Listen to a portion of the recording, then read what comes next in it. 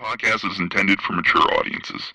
The views and opinions expressed are those of the panelists and do not reflect in any way those of the podcast partners, sponsors, or affiliates. Enjoy. Hi, this is Michael Buffer, and you're listening to the Voice of the People. Let's get ready for Boxing Voice. Every day I'm hustling, hustling, hustling, hustling, hustling, hustling, hustling, hustling, hustling, hustling, hustling. Every day I'm hustling, every day I'm hustling, every day I'm hustling, every day I'm hustling, every day I'm hustling, every day I'm hustling, every day I'm hustling, every day I'm hustling. Fury's the name, and fucking fighting's the game. His heart's rattling now. His walls have sunk up inside of him.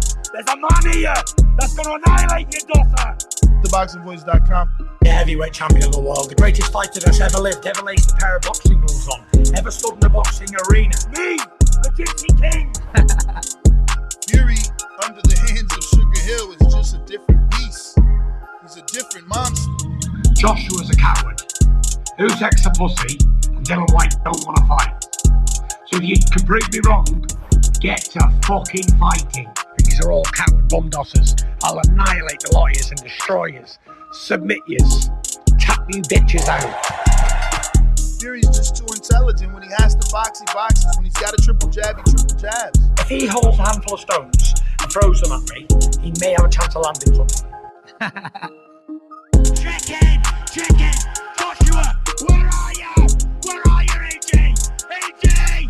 Dylan White's a bitch. I want to see you, you've got to fight me anyway. Taking supernatural strength. Fury doing it all again.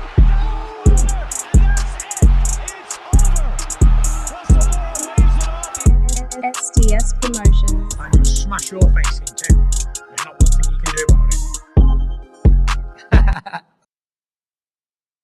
What up? Welcome back, ladies and gentlemen. Welcome back to another edition of the Boxing Voice Radio.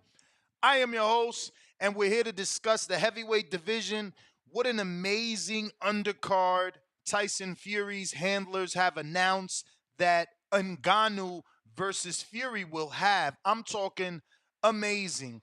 It reminds me of the, throwback. It's like paying homage to Don King is how I feel. According to Michael Benson, who is reporting according to the Fight WTA, Tyson Fury representative Spencer Brown has stated that Joseph Parker versus Simon Kean and Martin Bakole versus Carlos Takam will join Fabio Wardley versus David Adeleye on the Tyson Fury versus Francis Ngannou undercard.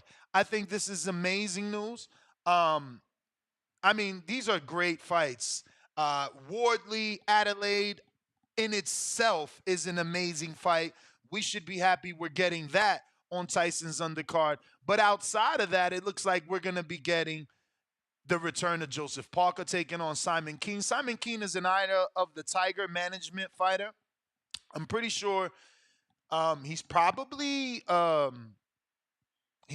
trained by Mark Ramsey, who pretty much trains and works with all Eye of the Tiger promotion fighters. But this is a damn good undercard. Again, Joseph Brown, former WBO heavyweight champion. Joseph Parker, not Brown. Joseph Brown, former WBO heavyweight champion, longtime sparring partner of Tyson Fury. And, Fury just showing the value in being his friend. He's making sure he gets his buddies on there. Who else is on there? Martin Bakole. Martin Bakole has that big win over Tony Yoka. Obviously, the loss to Michael Hunter. Carlos Takam is a great fight for Martin Bakole. I love it. And then last but not least, you got the two young guns, up-and-comers, one heavy hitter in David Adeleye, and then a slick boxer in Fabio Wardley that does bring power. This is a very, very good undercard. We're a little more than a month away. This will be happening October 28th, and I'm excited. I'm excited. I love heavyweights. All these guys are named heavyweights. Simon has been there for a little bit. He's been doing some sort of business with Top Rank and obviously, doing his thing with Eye of the Tiger Promotions. and now he gets his breakout. He was scheduled to be on the Callum Smith versus Arthur Betterby fight August 19th. That never happened. He was going to then face Guido Villanella.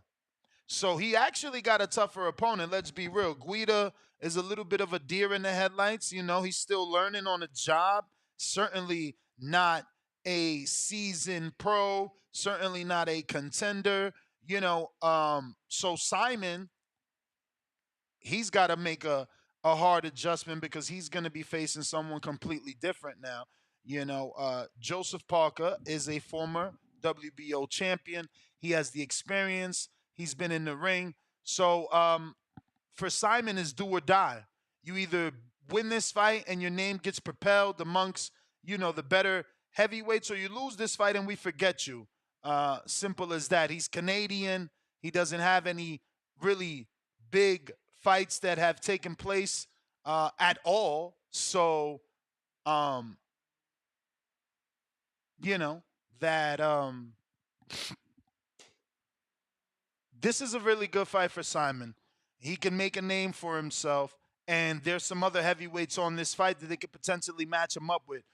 Carlos Takam, Martin Bakole, the winner of Fabio Wardley and David Adeleye.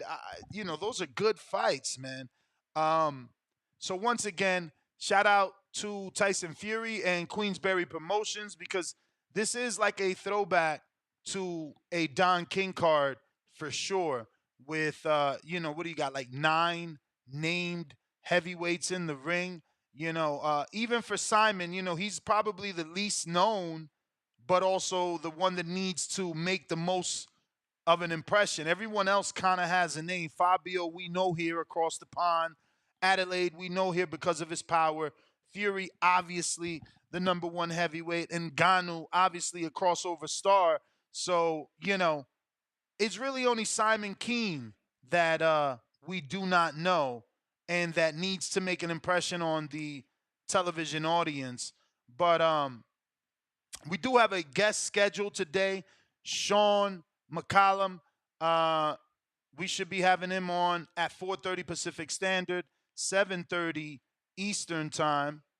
And if you want to ask Sean or any of our many guests a question, remember, you can do that by heading over to our Patreon page or our community page, where everyone who we interview will have their respective posts, and you can drop them a question, and we will ask them that question specific to your name. Let me send Sean this link so I don't forget, as I'm always forgetting my interviews, right? This morning's interview about an hour and a half late because I sent the link late. Completely forgot. But we got a couple callers. You could call in if you want to voice your opinion on today's topic. Obviously, we're going to be discussing the Tyson Fury undercard. And we're scheduled to have a guest.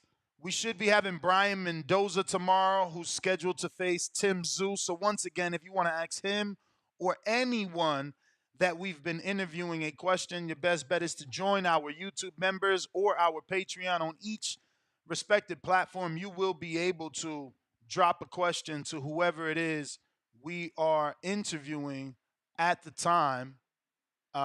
So yeah, man, head on over to our Patreon or our community page right here on youtube.com. In the meantime, I am going to open up these phone lines. Looks like I have a caller there. And we'll get to it while we wait for that first guest. Remember to rate us 5 stars on iTunes. Subscribe to youtube.com/The Boxing Voice for the latest and greatest interviews with your favorite fighters. Remember, it's free to call in. You can call the number to call 1425-569-5241. You can use Discord if you want to call internationally, trying to save some money. You can use Twitter Spaces as well to be able to call in absolutely free. We're going out to what looks like Ninja.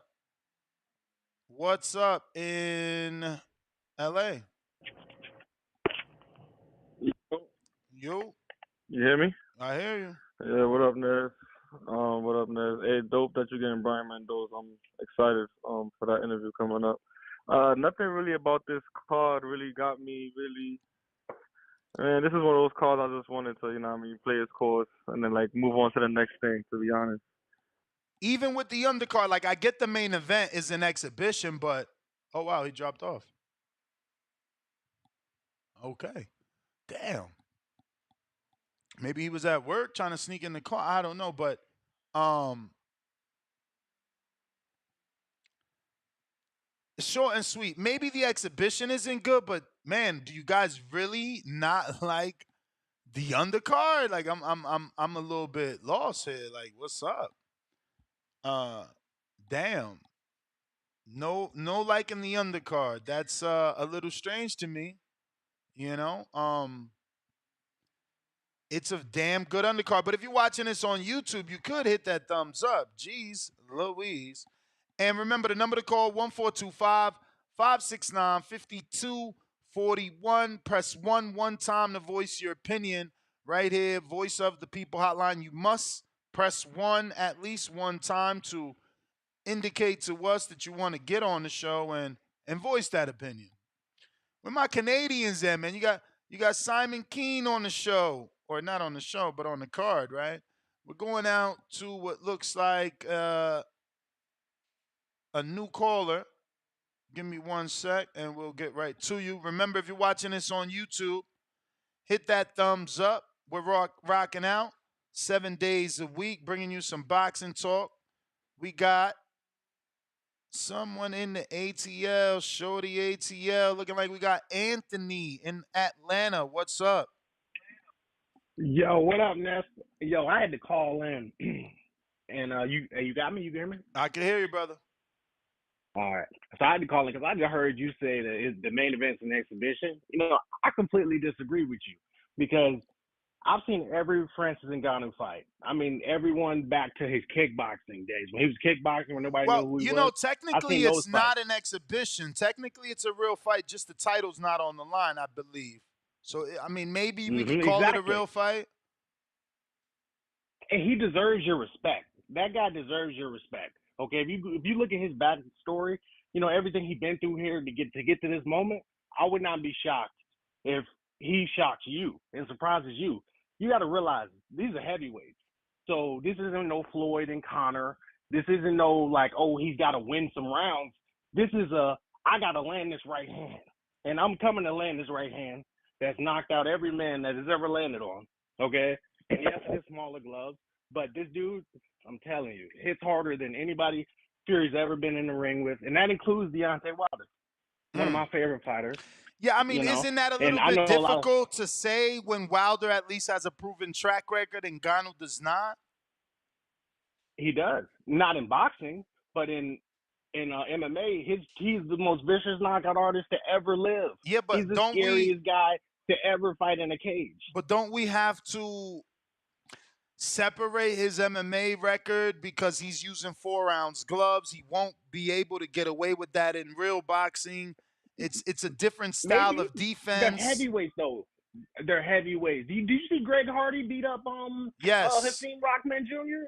Yes. He ain't no boxer, but he was a big dude who can hit hard. You know what I'm saying? But Hakeem Rockman didn't have the natural ability of Tyson. I mean, you're asking a complete. But he's still a boxer. Yeah, but you're asking a boxer, right? But you're still asking a complete novice to take out the best heavyweight we know since Muhammad Ali. He doesn't need to box though. Like that's what you're missing. He doesn't need to box. He needs to land the right hand of the gods and put Fury to sleep. That's all he's got to do. It's something that he's been doing his whole life. Yes, the gloves are a little bit bigger. What? 5 more ounces? What do they have? 10 ounces on? No, okay. I'm pretty sure it's pretty sure it's either 6 more ounces or 8. So what? 16? Aren't they either fighting in 10s or? Yeah. I mean, I'm pretty sure it's 10s. I don't think it's 12s. No, so they fighting in 10s, like I thought. So it's 4 to 10. That's not that much, especially if you're a heavyweight. I mean, that literally, he's a heavyweight. All he's got to do is land a big shot and put him out. And I think I hope he shocks the world so we can get some respect. Because your boxers need MMA guys, okay? Ain't none of you boxers going and getting in that cage, but all of our guys are coming over because you guys at the top make a lot of money. You know what I'm saying? That's where the money's at the top. But at the same time, I want to see some of you boxers switch it around. You know what I'm saying? Because y'all need us. Y'all picking off Nate Diaz's, Conor McGregor, our biggest star, came and fought y'all biggest star. Was it because Conor's the greatest fighter that ever lived? No. But you know why? Like, you can't ask us to go over there when it's irrelevant over there and no money over there. You guys are coming over here because there's relevancy. Let's be real, bruh. Let's be real. Ngannou was a heavyweight champion over there making $600,000, and he left the UFC, and no one cares that he left. Ngannou turned down $10 million for the Jones fight. He got offered $10 million, the same thing he's gonna make against Fury. See, that's where he be tricking you, motherfucker. Now he got y'all. They got y'all. That y'all really believe that there's that at the top, at Floyd Mayweather's level. Yeah, there's more money, but that's one dude. You can't name me 10 dudes that's made more money than Conor McGregor. You can't name me 3 dudes that's made more money than Conor McGregor in boxing.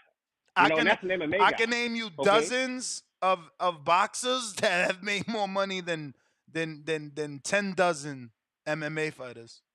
10 dozen. Yeah, but listen, that's the sound. Conor McGregor specifically. Yeah, but that's the thing. That's our biggest. No. That's the thing. You're talking about one fighter in an entire organization. When you're comparing UFC to boxing, you're talking about Conor only. That's sad, bro. No. My man, George St. Pierre sold a lot of Ronda Rousey. No. Listen to me, brother. Listen to me before you argue. What I'm saying is, you are speaking and only bringing up Conor in terms of purse. You're speaking of one person. You said that's ain't like no money me. over there. Exactly. My brother, why don't you listen? That's like me telling you, bro, we got the most money. Look at what Floyd's getting paid. That's cheating using the highest standard of all. Like this, why don't we use an average, brother? Use an average. Danny Garcia. All right. Danny Garcia out here I gotta talking go. about some heat. I gotta go. That's the interview. I Googled Danny. Sean McCallum, what's up, my brother? Sean, how are you? Yo, I'm doing good. How you doing? I'm good, man. Happy to have you. Obviously, congratulations on the performance, getting that great win over Money Pal. And, just wanted to get you back on, see what's cooking, see what's next, when you thinking of moving and shaking, or is the rest of the year kind of vacations now? Is it just holiday season? No, I definitely plan to be back before the year is over. Got my team working some things out now, and as soon as it's locked in, the world will know. So glad to be back on though. Year's over. What are you expecting? November, December? You have a month in mind? Sometime around there in November, December possibly. So obviously you being, excuse me, from Colorado. Last time we spoke, you told me, I'm pretty sure you have gotten some work with Crawford, but we didn't talk about his performance. So, man, what did you think of his performance, and were you shocked? Well, I thought the performance was amazing. Obviously, went there and just completely dominated another great fighter, the other best, if not the best guy in the weight class at the time. I definitely was shocked. I mean, I definitely knew he had the skill, everything to get the win, but to do it in that fashion obviously was shocking. So, definitely surprised me, but I'm not surprised in a way, just because, it's Terrence Crawford, so he's capable of doing that to anybody on any given night. Now, when I ask you this, I'm not trying to get a headline to make it seem like you got the better of Crawford, but when you say you were shocked, was it because when you shared the ring, the separation wasn't that wide? Nah, I never actually worked with Terrence. Okay. I don't know where that keeps coming from. I worked with guys that he brings to camp with him, like Steve Nelson and various other guys, but I spent not even most of the time, all the time that I was down there while he was in camp for this fight working with Steve Nelson. I never actually shared the ring with Terrence before. That's so crazy. Why is that rumor going around? I don't know. I guess it's they hear that I have been involved in his camps, or not even his camps, but if Terrence Crawford's in camp, it's his camp. He brings everyone there. He's the reason everybody's there. yeah, so I guess when they hear me say like, oh, I've trained in the same gym as him, they assume we've shared the ring, but no, we've never shared the ring before. Hopefully we can if he manages to lock in a Canelo fight. Because he's coming to your division. Right. Well, if he plans on fighting somebody that big, then I would assume he's going to be working with guys who are already in the weight class to get a feel for what it's like to be in there with the super middleweight. Yeah. Okay, so you're saying you would be willing to come in as a sparring partner if he gets the Canelo fight? Oh, absolutely. I mean, I'd be willing to work with him regardless of who he's fighting. But yeah, if he's fighting Canelo, then give me a call. So, Sean, what is your reach? Because it's not listed on BoxRec. I believe 77, 78. I finally got it measured for the first time officially on the night of the fight out in Atlanta. So 78? about 77, somewhere around there. Yeah. You sure? Because that sounds very long, right? Like I'm pretty sure we Google Crawford, he's got to be like a 72, 74, and he's already a long reach. But I'm just going back to your fight, bro. Like your arms are so long. I think people can't gauge your range or your sense of range because your arms are so freakishly long. So they think you're not in range, and then you could just up jab them.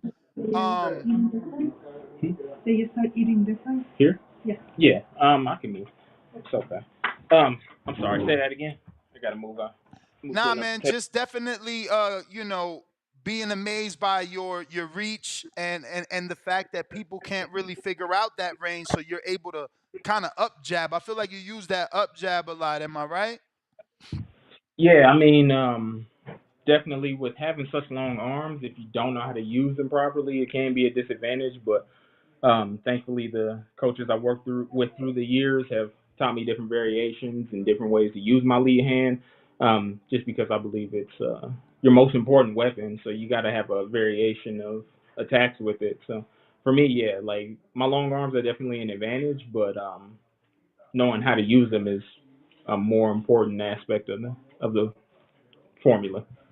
When exactly did you pick this up? I know we probably went through this in the first interview, but how old were you when you picked up the sport? I was 19, a couple months away from my 20th. Okay, yeah, now I remember. I'm pretty sure I brought up Sergio Martinez being that old Yeah. when he started. Yeah, man. Your fight with Money Pal. I mean, obviously, I was super impressed and excited because I bet on you and you won, so I was definitely happy. But outside of that, it's just I felt like he wasn't really on. I don't want to say not on your level because it Nah, can go ahead and sound say bad, that. but 'Cause it's just go like ahead. your let's just say you were beating him to the punch, and your style isn't traditional, so I think it gave him a lot of problems. Do you feel that way?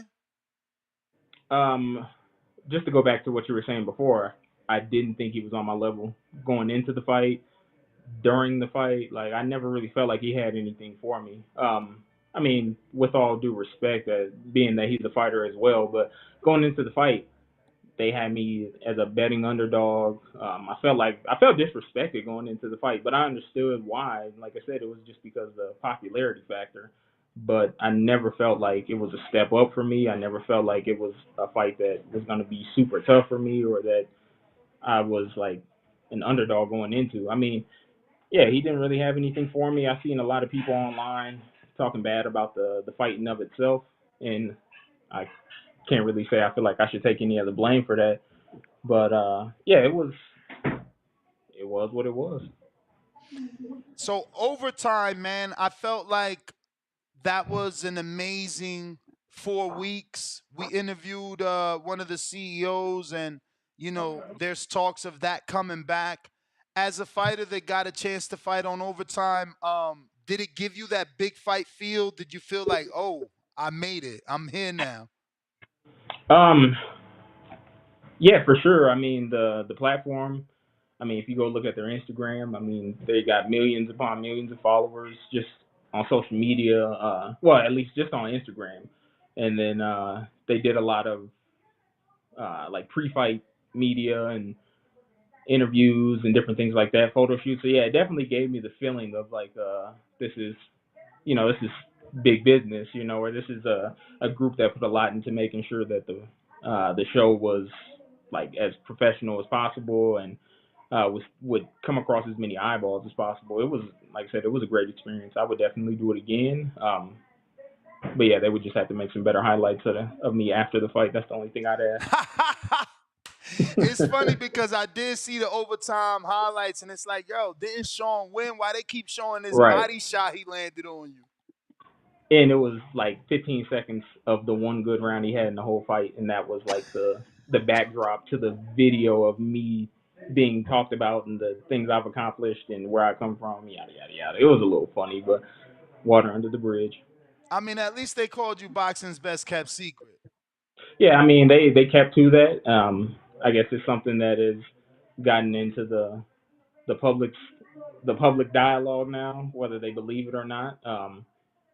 Yeah, it's like I said, it was an opportunity to show what I could do. I definitely don't feel like that was my best showing. There's definitely a lot more to come. So I'm trying to text Adrian now because it just came to my mind, but I'm pretty sure he told me there was interest from PBC, right? And things are certainly heating up on the PBC side over there at 168. yeah, it's I have a few options on the table. Like I said, I've talked to my team a lot. I've got, in my opinion, one of the best managers in the game, one of the most experienced personalities in boxing in Jolene Mazone, and then also one of the brightest minds in boxing in Adrian Clark. So the sky's the limit, really. It's just about where the best opportunities happen to come from. Where do you think those best opportunities lie as the actual fighter? Like, you see who's where would you prefer, or who would you prefer to fight? Because I know Crawford likes to believe it ain't no size of the street, but he didn't get that fight till he was with PBC. Right. I mean, for me, again, it's just where the best opportunities come from. I'm signed with the promoter already, and my promotional company has done their job to use the resources they have available to them to just move me wherever. Like, I mean, I fought in June. It was on the Adames Julian Williams undercard, which is, of course, is PBC. And then this next fight, you see me, I'm on overtime. So it's just, again, it's about where the best opportunities come from. For sure. I felt like that overtime opportunity was a great opportunity for a lot of you guys. Luckily, you got the win and capitalized on it. Yeah, for sure. That was the plan, was to get in, get out like a robbery, and keep my own intact on the way out. Okay. Yeah, so I'm being told that you might possibly fight on a PBC card. There's a lot of talent over there. Who do without, and I don't say this as disrespect. I mean, because fighters, they get a little sensitive, but at the end of the day, if you're a competitor, you looking at people and you're like, yeah, I could beat him, so I want to fight him because I can beat that dude, right? So, are there, like, who's your weak link at 68? Who are you racing to get before? Because somebody else gonna beat him. You just want to get to him before everybody else beat him. I got a few names, but again, I'm not gonna. That's just not my style to, talk bad about guys or be like, oh, this is the one you I ain't want. talking bad with that soft-spoken voice, your arms folded. All you gonna say is, yeah, I think I could beat Edgar Berlanga. I think I could take Keller Plant right now. I mean, you ain't being disrespectful. You just speaking it into existence.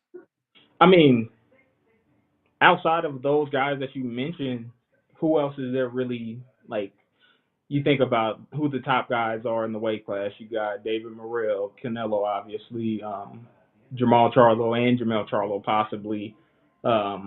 Demetrius Andrade. Demetrius Andrade. David Benavidez. Yeah, those guys. David Benavidez. You're right. But I'm saying, like, outside of those guys who are really, like, for somebody like me who's 14-0, that I could realistically go after. That's why I don't really get into, like, the calling names or saying, like, oh, I could beat this guy. Because I feel like I could beat any of those guys, like, anybody in the weight class. But I'm 14-0. I'm relatively new on the scene. So a lot of people can take I act like I don't really know who he is. But look at his resume, and he's fought some legit guys. But most of those guys will just play the I don't know who he is game. So it's like, I don't want to waste energy chasing after one particular name. Like I said, I'm just about taking good fights. I mean, like I said, you look at my resume. It's clear that I'm willing to fight whoever. I mean, I was 7-0 taking tough fights. I mean, I've taken tough fights all the way through my career, really, with a few exceptions. But yeah, it's not about names to me. It's just about winning the fights, continuing to do my thing, and then, like I said, when the right opportunity presents itself, y'all will see me in a big fight. What's the timeline for you to become a champion? Do you have one, or are you just gonna let the process play out? I have plans, but things never. I'm realistic about the things I expect versus how things can actually play out. Um, for me, I mean, I'm making 68 easy, but at the same time, I feel like I'm losing like a bit of something just from the weight cut. Like, not that it's a hard weight cut for me. Like I said, I'm making it easy, but obviously, when guys move up in weight, they feel a little more comfortable. They can eat a little bit more. They got to put less of a focus on making weight and more into, game planning, training, staying strong, things like that. I want to stay at 68 at least for another 2 years and then move up. But like I said, anything could happen. I might find myself in a big fight, win a title. I might want to keep that as a bargaining chip, for the foreseeable future. So anything's possible. Have you heard of Vladimir Shishkin? Yeah, I've heard of him. That fight been offered to you? No. Do you think you can beat him? Yeah. So you've watched him fight. Yeah, I've seen him fight before. Not impressed with Jesus Tatagi win?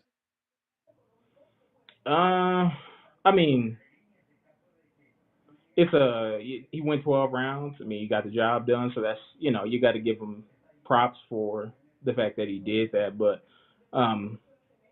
again, for who it was against, I wouldn't really say it's like a jump out the window like performance or anything like that, or like a amazing win. But like I said, I'll give him credit for the fact that he went 12 rounds against a very experienced veteran and got the job done. For sure. He also has that win over Senna at Becco, Yeah, which which, also is a good win, underrated win. yes, I'm glad you said underrated. So that means you know these guys in your division. There's Oh yeah, for somebody sure. else that I wanted to bring up, Diego Pacheco. He's 16-0, I think. I mean, obviously, it's the zone and stuff like that. We're not talking politics. Just your thoughts on another fighter in your division. He's actually fighting, I believe, this weekend, if I'm not mistaken. Maybe not I'm this impressed weekend. with him. He's a very good fighter. Young, developing, taking care of business against guys who um, are kind of put in front of him to just test him, just to see what he has.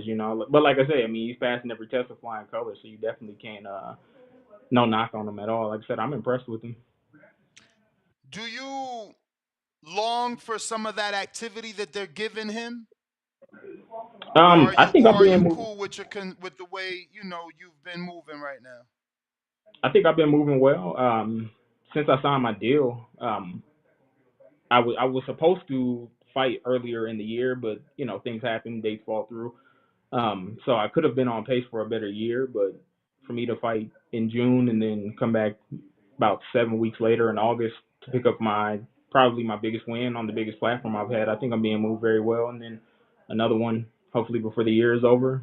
3 fights, I can't really complain. And then we go into next year 15-0, and yeah, really put my foot on the gas. Now I know Adrian has a good relationship with Golden Boy.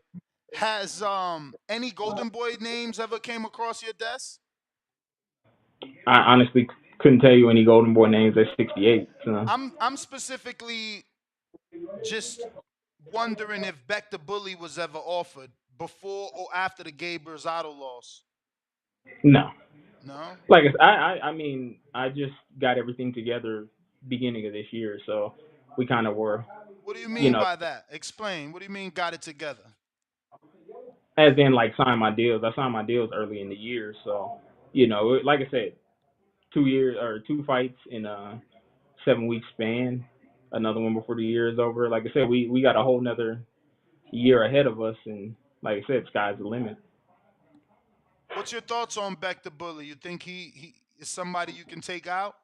if given the Oh, opportunity? again, yeah, you bring up any name, and yeah, I feel like I could beat him. But no, he's never been offered to me. But So no matter again, the name, it won't ever change for you. Like you always say, I could beat him. You like, there's not a name I could say where you like. Well, that's a tough fight. um, I mean, whether I think they'll be tough fights or not is one thing. Whether I think I could beat them is another. Or whether I'm going to go into a fight against a guy confident is another thing. You can ask any fighter this, and they're all going to give you the same answer. We're all supposed to have a well, at least like display an overinflated ego and like feel like we the greatest thing that's ever walked the earth. So again, Mm-hmm. you're gonna get the same answers from me that you get from any fighter. Yeah, I say him because obviously I know you're with main events, but you jump around and he's been struggling for opponents, but also has looked vulnerable enough that if you got the skills, you might jump on that fight. Like he has power, but last fight I watched, I'm pretty sure his trainer was what's the word I'm looking for? Kind of really badly wanting to see him go to the head. It looks like Beck Bully's obsessed with the body. So the entire Yeah, fight, the commentary and the corner was only, pleading with him to go to the head. It was pretty strange. I never seen nothing like that. yeah. A Um, lot of his fights have ended by body shots, which I mean is not a bad strategy. Like it's the biggest target you can go for in the fight, so I can't really blame him. But yeah. so I believe I have some questions here for you from the people. Let me just scroll to your posts. But in the meantime, um, I wanted to talk a little bit about strength and conditioning, man. We just seen the All Access. Tell me you watched it. Canelo Charlo. Yes, episode Yeah, 2. for sure, of course. Yeah, I couldn't miss it. Wouldn't miss it for the world. Bro, did you see Charlo like doing his run and he's like, "Yeah, cuz I got to get these miles in. I can't be huffing and puffing like Earl." That was crazy. So it's like my new thing now. Like how many miles you running? How big of a difference is running opposed to not running? Like do you feel a drop in your stamina? Do you feel some sort of difference in fatigue? Well, I mean, I've had camps where I've done more running than others, and then I've had camps where I haven't done as much as others. Um, I can't really sit here and act like running. If there's one thing that's gonna make a difference between two guys getting in the ring, it's not gonna be. I don't think it's gonna be how many miles they ran during the camp. There's Really? much more factors that go into a fight than yeah how many miles a guy ran. So for you, you don't feel your stamina in the ring comes from your runs. I mean, it's like something that Com- covers the bases, but again, like if you're talking about strength and conditioning, there's a lot of aspects that go into getting the fighter prepared from a cardio standpoint. Running isn't the only thing. I mean, there's lots of new studies about short term or short distance sprints and like high intensity training and different things like that that have shown better benefits than getting out on the road and running 6 miles at a time. But again, it's boxing. Everybody has different teams for different reasons. Everybody's biology is different, so I can't say like what works for me is going to work for the next guy. What works for me works for me. and what do you feel works for you exactly? Less or more of the running? Um, Because I'll give you an example. Like Wilder didn't start running until after the Fury fight. Up until right. then, he felt like I don't need to run. No, I definitely feel like running is important, but I wouldn't say it's like I said, I'm not going to put it at the top of the list as far as like the most important things that a fighter can do to prepare from a cardio standpoint. Mm. It's, but I will put it on the list as something that is important. I won't say it's number one, but it's definitely important. There was a fighter, I believe he fought on OTX or on the MVP cards, but still on the zone. His name was Abel Gonzalez. Did you watch Uh huh. that? Oh, you watched that. I just seen the highlights of it, but I'm Okay. familiar with him before. I was familiar with him before anyway. Like I spend hours upon hours on BoxRec looking through the rankings and trying to find film on the guys in the rankings. So just by anybody you name within like top 50 at least, I've see at least a couple rounds on him if it's out there. That's dope, man. I've been doing this 13 years, and I've seen fighters tell me they don't watch tape, they don't look up fighters, they're not interested, they got to worry about me. I'm like, okay. I like a Ego. guy that does research, man. Fuck that. Yeah, again, that's them speaking from the ego. That's not them being like. I try to at least come on here and be like a real person. So I'm gonna give you honest answers from a human's perspective. Well, I'm glad you do know Abel, because Abel, I'm gonna have to go to his social media to get the exact number, but dude must have ran 14 miles. Um, and I'm like, wow, is that too much? Like he took pictures. He had like 2 blisters on his feet. I'm like, is that too much? And his pace, I ain't gonna front though. I was impressed like a motherfucker to have a non for like 8 straight miles, 9 minute, a 9 minute mile, 8 straight miles. Man, he's fucking insane. But how much is that gonna help? Because yeah, it impressed me compared to other boxers who I asked how many miles you do. But how much does that translate in ring? Exactly. That's the where is the like overlap between functional and like hard work. Like there has to be a balance kept between functional strength and cardiovascular, like whatever you want to call it, VO2 max, cardio. But those are things like again, those are things that are secondary to our sport. The sport is boxing, not running. So again, it's about. I mean, if it makes you feel like it's gonna help you be the best fighter you can be, then do it. Again, it's what works for you, works for you. What works for me, works for me. Now watching him, he did have amazing stamina. I did feel like that was a 6 round fight that deserved to be a 10 round. Like I was impressed with both men taking that fight so early. You could tell the skill level was not of a 6 round fight. Yeah. And he didn't get tired. But it was 15 miles, Sean. I'm sorry. So that's why I said I had to check. And let me just show you his feet, bro. So this is a video. He's drinking BACCs or whatever afterwards. But look at the pace. That's crazy impressive, Yeah, bro.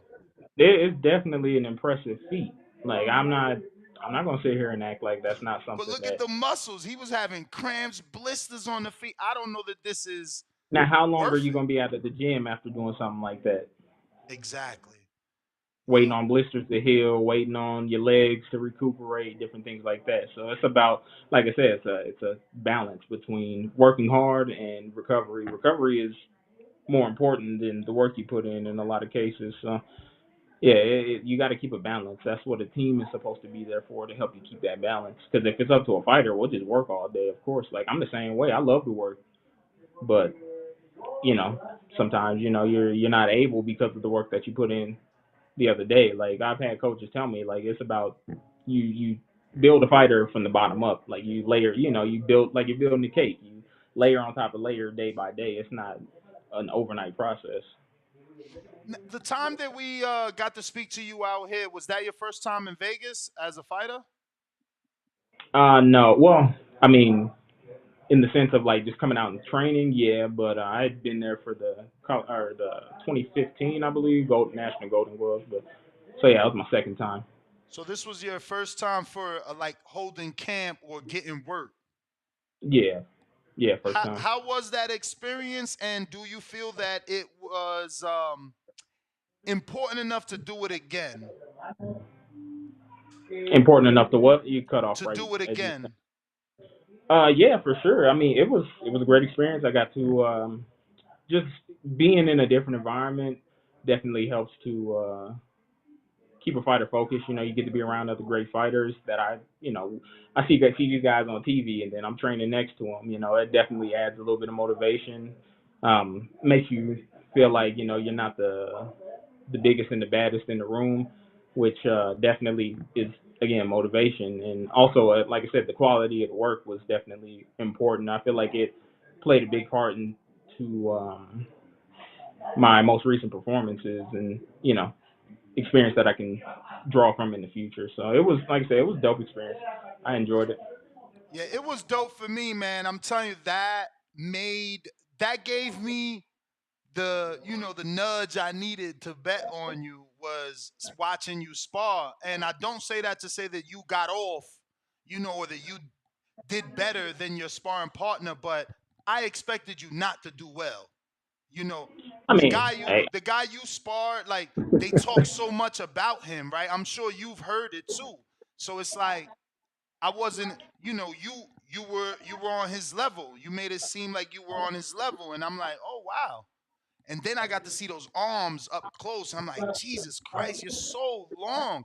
Do you find it easy because of your reach? I mean, and I know it's never easy, so maybe that's a poor choice of words, but I'm just saying, like, once you have I guess the guy's timing, having that reach, does it just make it that more simpler now? Because it's kind of hard to get past all that once the timing is on. That jab would just keep clicking. yeah, like I said, well, to go back to what you said first, no offense taken, considering like I said, I said this on another podcast recently that just about everybody I get in the ring with, whether it be sparring, a fight, whatever, they're probably going to be more popular than I am for at least the next couple of years until I knock off somebody that everybody truly respects. But yeah, like just because I the how can I put it, the popularity doesn't equate to skill. Like not that I'm saying this about the guys I was working with out in Vegas, but just in general, popularity does not equate to skill. I feel like we should all know that by now. But yeah, again, having long arms is definitely an advantage. It makes things. It can make things easier for you to as far as like my timing. Like you said, once my timing starts to click, of course I can touch a guy from further away. Most guys don't at the weight class don't have the kind of frame that I do, so I can touch them when they can't touch me. It's an advantage against shorter fighters. I can keep them on the outside. It's an advantage against taller fighters. I can get low, but I still got the same distance. I can work from the same distance as those guys can. So it's again, it's about knowing when, where, why, and how you're gonna use it. Do you feel you still need some developmental fights, some former world champions under your belt, or do you want to be thrown into a title shot? So I mean, like, would you want to fight an Tatagi, former champ, a Caleb True Axe, a former champ? Um, you know, or do you want to get in there with a contender that's undefeated like a Christian Mabili? Do you feel you're ready for the Mabilis and the world champions, or do you need something in between because you're only 14-0 at the time? I mean, yeah, that's the only reason. I would just say it's important for me to build up enough of a record, but not like I said, not fighting tomato cans or nothing like that. Like Nah, tough fights. Like I would like to see Damon Nicholson. What do you think about him? I think Oh that'd be a wow. good fight. I feel like you made a face that you tried to hold back. You're not impressed with Damon? I mean, I don't feel like he's a bad fighter or anything. He's I don't durable. have. Yeah, he's. I mean, He he's did got good just fundamentals. he got He stopped recently last week, I yeah believe, by Christian Mabili. yeah, and I did see that. I mean, tough dude, willing to fight anybody. Will take tough fights back to back to back, regardless of the outcome. He's always willing to jump up and get in there with another guy. So I mean, I have nothing but respect for him. But yeah, any of those guys, like I said, outside of the top guys in the weight class, who really are we looking at as like, oh, this is like champion written all over him, or like I feel like 168 is the top heavy division. At least that's just from my perspective. So until I get an actual a realistic opportunity to fight one of the guys who is not Canelo, but everybody else outside of him, I kind of have no choice but to show why I deserve a fight like that. I'm not just gonna self-proclaim and try to jump to the front of the line and be like, oh no, I should, I deserve a Canelo fight at 14-0. I haven't done enough. I know that. So yeah, like for me, it's just like not. I wouldn't even call them developmental fights. I would just say fights where I'm tested. Like I want tough fights. I'm not afraid of tough fights. I'm not afraid of challenges. Like that's what I got into this for, and that's the only way I'm gonna get to where I feel like I should be at in the near future. So if that answers your question. Have you heard of Lester Martinez? Yeah, yeah, I've seen him. You're good. Who Yeah. put you on him? I've been watching him for some time now, but I actually ran across him. I didn't get the chance to work with him. He was like, I think he was probably coming up to like the last couple of days before he fought on that Pro Box card that he just fought on. He was down in the Springs working with Crawford's camp, so I just got to see him, size him up a little bit. He says size him up. I love it. I love it. Yeah, Lester was in a big fight, and 10 hours ago or so, Lonnie B, which is Lionel Thompson, pulled out. Do you familiar with him? Yeah, I did see that they were supposed to fight. I was actually interested in that fight. Me Like, too. even outside of me being like a fighter and looking at everybody in my weight class as a potential fight, I'm still a fan of the sport. So, good fights in my weight class, I'm gonna watch and enjoy as a fan. Like, I'm not in there with you, so I can enjoy it as a fan. From a fan's perspective, I can break the fight down and look for holes in your game and look at things that I feel like I can take advantage of. But I'm still gonna watch and enjoy as a fan. Yeah, I wanted that fight. I was so excited and happy for Lonnie B. Obviously, he's got like 3-4 years out the ring. His last win was Uztatagi, and he never got an opportunity off of that. Lester Martinez, like you said, works with Crawford's team. He has the entire team, and they're calling them it's two Guatemalans, and they're both the only, title hopefuls for that country. So there's a lot of weight on Lester's shoulders. I wanted that fight to show me where he's at, right? Like, because Lonnie's a Right. good name, a good test. But since you sized him up, is that somebody you would entertain getting in the ring, or do you think that's something because of his team that should be later down the line when the profiles are bigger, so it could be a big fight? Yeah, I mean, I think I can't speak for anybody, but from the path that he's taken, it looks like he's kind of in the same place that I am. Take on those kinds of fights until the belts free up, continue to gain. I mean, like just to go back for a second, all the belts are on one guy's hands. Doesn't look like they're going to be free anytime soon. So guys like me and him, what do we do until those belts become free? We can fight each other. We can take the risk. I mean, of course, I'm not afraid of taking the risk. I'm not afraid of fighting anybody. But again, like that's what you have a team for. Your team kind of plans and plots the next steps for you, and of course, you got to sign off on them and say yes or no to them. But we all have teams that make sure like the path that we're on eventually leads to world titles, obviously. So it's again, what do we do until those kinds of fights are available to us? You take the next best thing. Some guys might take the safe route and fight losing record guys and build a crazy record up, crazy knockout ratio, all that. And some guys will, test themselves, fight other young guys with similar records, fight contenders, veterans, etc. Like I feel like that's the route like I'd be willing to take is continue to fight those tests. So by the time those belts do free up and everybody's making a scramble for them, I can raise my hand and actually deserve a shot at one of them. Sean, let me get a few predictions. Obviously, Canelo and Charlo fighting. That's your division. It's for all the marbles, as you said, undisputed. Can Charlo get it off? Can he move up 2 divisions and become 2-time undisputed like Crawford? I'm definitely. I think that's honestly, I'm picking him to win. I can't really say exactly how it's going to happen, but I'm picking him to win. And what about Benavidez and Demetrius Andrade? Obviously, Benavidez is the darling after Mike Tyson called him the Mexican monster. Can Andrade upset him? I mean, it's boxing and anything can happen on any given night. But if I were a betting man, I'm going to bet on the guy who has more upside and his best days are in front of him still. So Benavidez. For sure. Sean, man, thank you for coming on. I appreciate you. Like I said, we're going to keep getting you on. We definitely following your career, and we're locked in with you. Wishing you the best of success. Give out your social media for anybody that isn't following you. And as soon as you get something on the schedule, we'll get you right back on. For sure. Appreciate you having me again. Thank you. Y'all can follow me on Instagram at theamazing.sm. It's where I'm most active. You can also follow me on Twitter at SeanM5280. The Amazing Sean McCallum on Facebook. Keep your eyes peeled. More big things to come. All right, Sean. There you have it, ladies and gentlemen. Sean McCallum. Great interview. I like that guy. Amazing reach, bro. 78. That's insane. Usyk got a 78. He made us some real good money against Money Pal. And I'm hearing there's some PBC in his future. Not a long-term deal, but some fights. Who knows who's that can be? But I'm interested.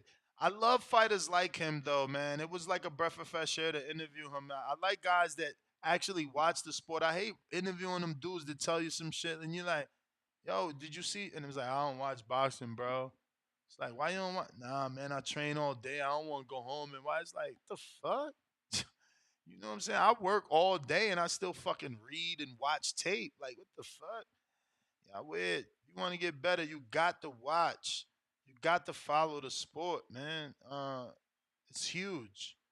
But phone lines open. Brandon, what is up? We are talking the Tyson Fury Ngannou undercard. Also, we just had an interview, so feel free to talk about, what you like. Brandon, you there?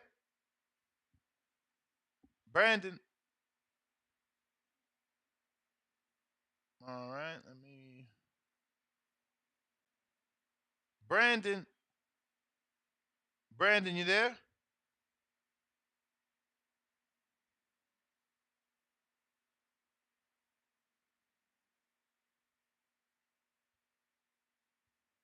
Brandon, check, check. All right, we're going to move on. Looks like we got Cliff in Connecticut. What up? Yo, hold on, let me put that. Yo, you can hear me? Loud and clear. Yeah, I was listening to the interview. I don't know who he is, but I did enjoy the interview. And he got like a very humble confidence. Like it seemed like inside of him, he feels a lot more than what he's expressing. And it's interesting to me because I feel like maybe behind closed doors without a camera and a microphone, he may tell you how he truly feels about how good he could be. I don't, but like I said, I don't know him, so I don't know how good he could be. But I came in late, so I didn't realize that we could have asked questions on the Patreon, or else I would have asked him a question because it sounded like he only had a handful of fights, and I would have wanted to know only 14. What he felt. What say that again? He's only had 14 fights so far. Yeah, he was 14-0, right? Yeah. So I would have wanted to know how he felt about David Morrell because don't David Morrell have like less fights than that, but he's like way more popular in the same division? Yeah, but David Morrell's also Cuban, man. That's what we was talking about earlier. Cuban fighters, they have deep amateur backgrounds. I don't know nothing about David Morrell's amateur background. He has a long amateur background. Yeah, man. Cuban, honestly, there aren't any Cubans except the one named Franco that didn't have, and even that Franco, I'm pretty sure he had like 300 fights. Like all Cubans, bro, they come with a deep, deep amateur background. Like even the ones that like are fighting on like low level cards in Florida, they still got fucking 50, 60 fights, bro. Yeah, see, that's why fucking with the boxing voice and tuning into these interviews, I'm gonna be a hardcore in no time. Be the fastest nigga to hardcore ever. but yeah, I'm gonna fucking graduate from casual to hardcore in no time. But yeah, I wanted to know like how he felt about some of the bigger names, like like you kind of hinted, like, yo, what if I say this? Would you be like, it's a tough fight, but you ain't really go there. I wanted to know, like, how he would. Yeah, because you know what? He answered it. He answered it so right. It's like, bruh, he's saying, I don't want. Politically correct. Yeah, he like, I don't want to be one of them dudes that ain't fight nobody, but saying I could beat everybody. So I get him. You feel me? I ain't want to push him into that I get corner. him too. But I did want him to call out some, cause like that's what fighters gotta understand. Like I'm giving you the opportunity to call out the fights you could make. The Damon Nicholsons, the Caleb Truaxes, the Anthony Durrells, the Andre Durrell, like former world champs, not really in the mix, got that name that you could get a barometer, a gauge with. Like, those are the names you call. You can't call out Caleb Plant. He was on pay-per-view. He fought Benavidez. He fought Canelo. He ain't gonna look at you. You gotta call out, Right. Jesse The dude he just Quigley. knocked out. Jesse Quigley, the dude that motherfucking Berlanga fought. Call him out. You know, the dude Billy knocked out. Call him out. Like, that's what you do. Word. Yeah. But it was a good interview. Like, when you do these interviews with all these boxers I've never ever fucking heard of, it's just making my knowledge even better. So when I see them on the betting on the gambling apps, I'm gonna have a little insight and I'm gonna be able to stack up that money with all the information I'm getting. But yo, I mean, keep doing what you do. You know, I'll be there in the morning. Well, we was talking about Tyson Fury undercard. Did you hear who he got on it? Do you care? No, I came late, so if you want to give me some Joseph a Parker, couple fights. Joseph Parker, former champ. Okay. He's taking on Simon Kean. He got one loss. I think it's 21 wins, 20 knockouts from Canada. You got Martin Bakole, who beat Tony Yoka. He back. He taking on Carlos Takam. That's another great fight. And then you got Fabio Wardley taking on David Adeleye, which is another great fight. That's a battle of up and coming heavyweights. Them dudes right on the cusp. Well, definitely Wardley's on the cusp more than Adeleye. Adeleye is getting off this fight based off domestic rivalry. But he also hooked him at the press conference. I mean, pushed him, and then his boy hooked him and cut Wardley. Yeah, see, that undercard, I'm gonna get introduced to a whole bunch of people I do not know. So I'm gonna be tuned in because that's what I've been doing. Like, I've been watching all these fighters that I'd never heard of and just watching everything. Like, it don't matter if it's on ESPN Plus or the Zone. It don't matter. I've been watching all types of shit. So I'm just gonna be getting introduced to more and more fighters. You're gonna be getting that money pretty soon, bro, because that's how it be. That's how you catch upset wins, is because the bookies don't be knowing. Like, they didn't know who the fuck Sean was, but I watched Sean spar Devin Haney fighter. The dude I just interviewed, I got to watch him spar Devin Haney's fighter, Amari Jones from the Bay. And Amari is like this standout. I heard of Amari Jones. Exactly. He like this standout superstar amateur that everybody talks about, that turned pro. He signed a DHP, and he's like this next big thing. So Sean didn't beat Amari up, but Amari didn't separate himself, right? Like, he did what he did. He looked like Amari. But Sean showed like, yo, he belonged. He belonged in there. And I'm like, wait a minute, this fucking kid is good. Oh, shit. Look at this dude's arms. I'm like, hell no. Money Pal ain't beating this dude. Then I interviewed him before the fight, and I got to know him. It was a wrap. I knew it. But, like, that's how you do it, bro.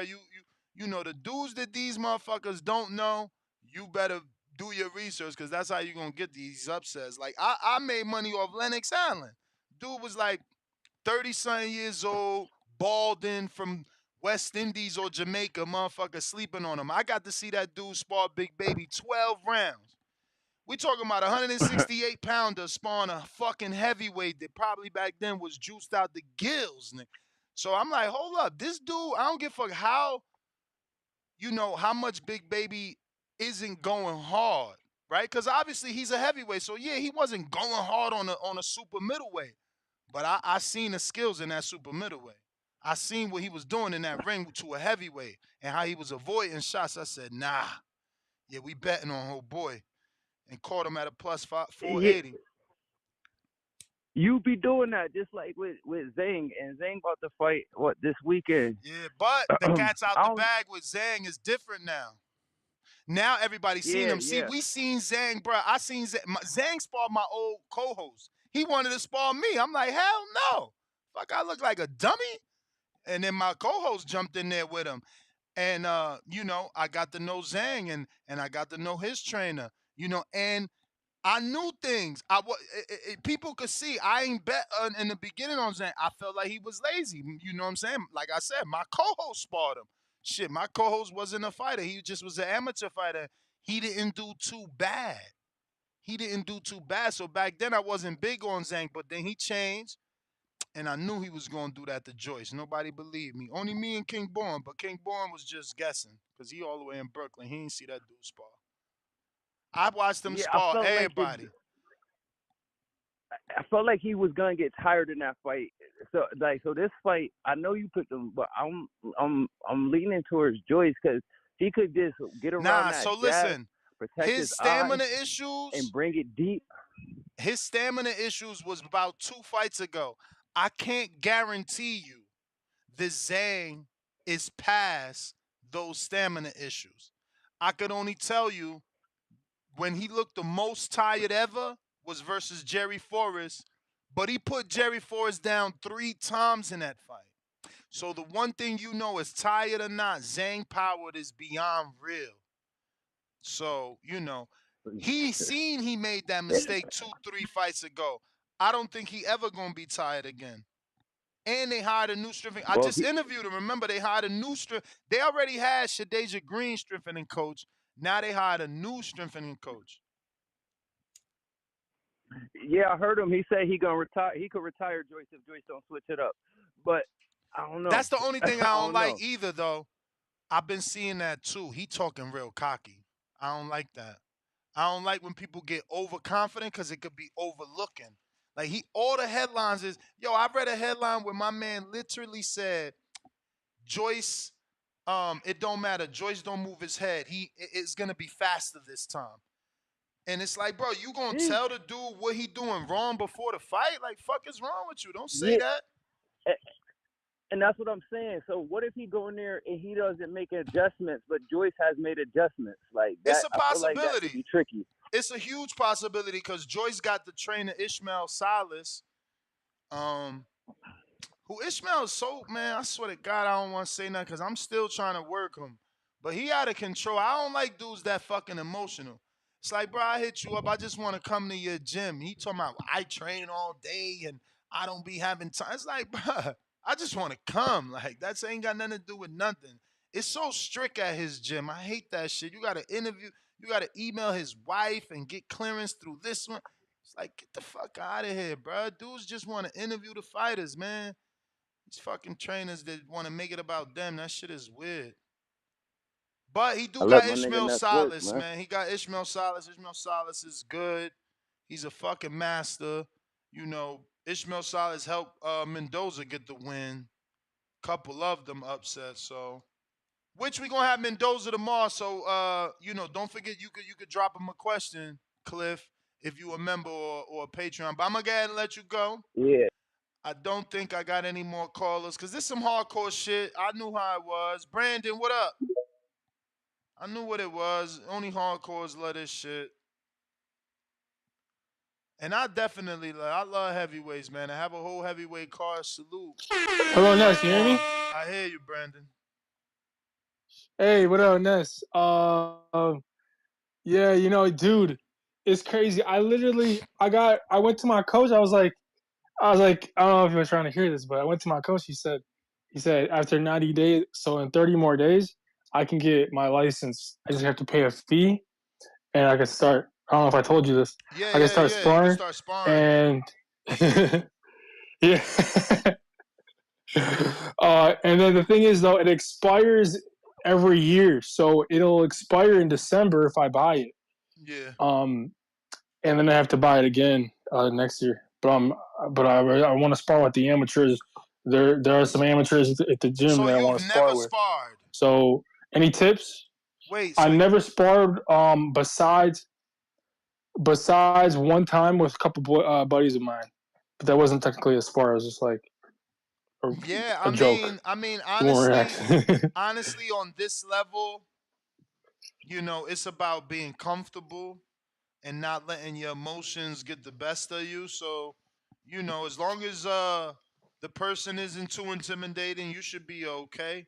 Obviously you want to run, man. Again, at this level, the ground level, uh, you really want to have a tank because any little thing can overexert you, you know, and make you tired. So, running is probably the best advice. And keep your hands up, champ. Keep your hands up. Hopefully you got a good trainer that if he sees, you're not the greatest, he doesn't let the work beat on you and instead help you.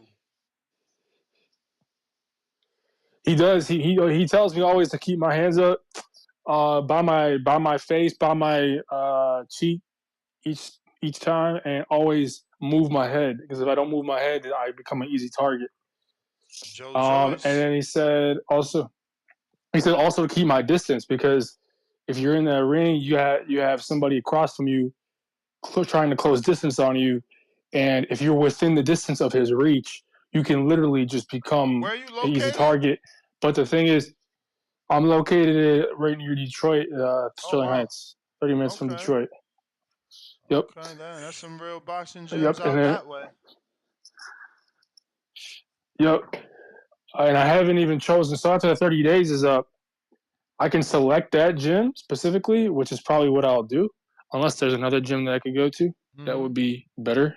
But I don't necessarily see one at the moment that would be better in terms of sparring. But I want to spar with like real guys that are good, that know how to spar, and how just long you been in the try to boxing work gym? my way up, get some wins. I've been there for about 2 months now. Today is actually my 60 day. My coach texted me. He said, you've been a member for 60 days. I said, yeah. He got you doing pad work yet? Yeah, hell yeah. Okay. Yeah, every time. Good. Well, all right, Brandon, let me get this J. Billy here. I bet. Appreciate you. Good luck with that, champ. Keep your head up. Keeping your head up. Yo. What up? Yes, sir. Shout out Ness putting in that work. But Ness, did you see what that dude Adeleye? I don't know how you say his last name. Yeah, come on, man. Hello. Yo, All right, my bad. tell All right, no, okay, my bad. I see what you tell gonna do. Ahmed Ali Uh-huh. that we are sorry his life ended up being career sparring partner for Canelo and Keller Plant, and no one knows him outside of being a Damn, that's like sparring that. partner. I'm sorry. That's all I'm gonna say is that. You know what I'm saying? Like, I'm sorry that's what your life is. I get it. Buddy, You know what I'm saying? Buddy was sounding like a. If my life was only that of a sparring partner and no one ever asked me questions about my own profession and instead, what am I doing to help someone else? I'd be mad God. too. I wouldn't have anything nice to say either. Like, Yeah, he sounded like a hater. you make it make sense. The spawn partner that never won a world title and already got losses and couldn't even beat old ass John Pascal is out here saying Canelo is lazy and tired. Man, I swear to God, this world is so soft. You feel me? Like, dudes like that need to get slapped. It's like you need to get slapped. Like, I let you in my camp. I put you on shit you ain't never seen. You some nobody. Son of Don fucking King. Like, I know about Ali better than any one of you motherfuckers. He don't deserve to be talking shit about nobody, much less Canelo. How dare you say someone is tired and lazy? Nigga, you ain't won a motherfucking thing. You ain't won shit. You only known for getting pounded on by Keller Plant and Canelo. The best thing you did was lose to John Pascal. How dare you? But that's the thing. It ain't nobody out there like me. But I'm here. Oh, I'm going to tell you the truth. What have you done? If Canelo get tired, nigga, and he got 30-something world titles, what the fuck did you do? And what's your excuse? You out here making headlines talking about Canelo tired. And that's what's wrong with you bum-ass niggas. Instead of working, you out here talking about the next man. Tell them dudes interviewing you, stop asking about the next man. Ask me about me. Making headlines off some shit you ain't got nothing to do with. Oh, now Canelo tired. I bet you ain't tired when he beating the shit out you in sparring. Yeah, that was most definitely some hater vibes, man. Motherfuckers I like don't be how. checking these dudes, man. Shit, serious. It's so Nah, silly. Ed- So silly. Eddie most definitely checked it. Oh, Eddie most definitely checked it. But the dudes Who's on the Eddie? podcast, you know, Who's Eddie Eddie Hearn? Reynoso. Oh, Reynoso. Reynoso. Yeah. He quoted this shit. He said, "Very good joke coming from a sack of potatoes. That's why it's so There you go. complicated to give. That's why it's so complicated to give opponents the opportunity to spar with champions because they treat them well in the ring and they think they can. See? So they come back talking shit." Cause this what it is, bro. Like, listen, I say it all the time. I spar professional fighters.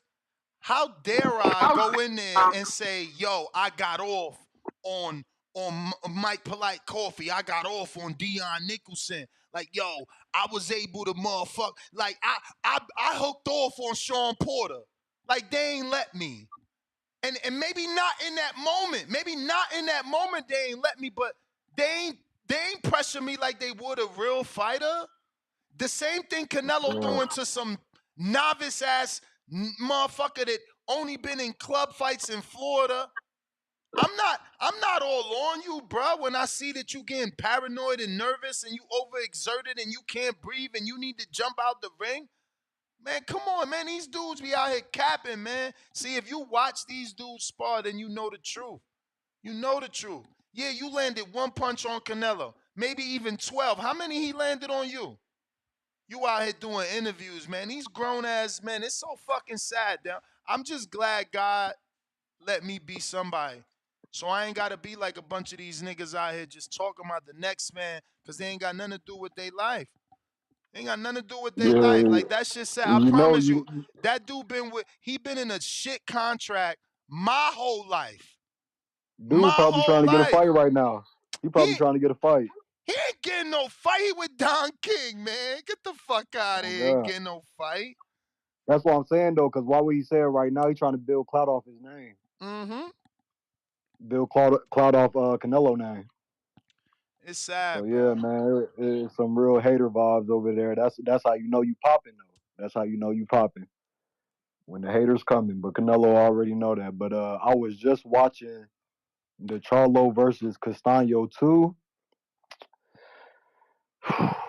Man, I think Charlo's gonna hold the weight well, but he ain't him like Triple G. You know what I'm saying? Mm-hmm. I don't think he got enough power to back up Canelo. You feel me? Yes, Charlo does back good off the back foot and Canelo doesn't, but Charlo has to make him go back first. I don't think he has that power, to make him go back. We'll see the night of the fight if the weight actually does something. But like you were saying earlier, somebody said he was already looking sluggish at 154, and he takes too many punches. He takes way too many punches, but he can take them. Like both of the Charlos got underrated chins to me. Like their chins are up there with Canelo. That's why they can take them punches. But you're not gonna be able to take all them punches from Canelo like you did Castaño. Like I don't see it happening like that. But it's most definitely gonna be a great fight. I think Charlo's, and I can say right now Charlo's speed, but it's his speed at 154. Is he gonna have the same hand speed at 164, 168, whatever way he comes in at? It's a lot of variables in that fight that I can't, I just can't see Charlo getting past in the first fight at 168. So even though Jay we Billy, seen man, Canelo, you a hardcore, man. So you don't man, you care. know So this, you don't care you about know none of this. these heavyweight fights. Nah, man. Honestly, it's cool, but we know what Fury about to do to Ngannou. But what about We know what's Joseph about to happen. Parker? He taking on a Canadian puncher, 21 with 20 knockouts. Then you got I mean, that's decent, but Parker, he ain't about to be in contention again. You know this. This is sprinkle fights because the bag's so heavy on the main event. They just had to sprinkle in some undercards. You know how they doing it. but these is good as Fabio Wardley, They David decent. Adeleye. Honestly, I never watched Adelaide or Wardley. I got to do my homework on Yo, them. at least watch Wardley versus Eric Molina. He looked good in that fight, and I think he beat Nathan Gorman. Isn't Molina the substitute teacher? Yeah, common opponent with Wilder. How dare you? Bro, we know about Melina. Melina will get in a fight just to roll over. We know it.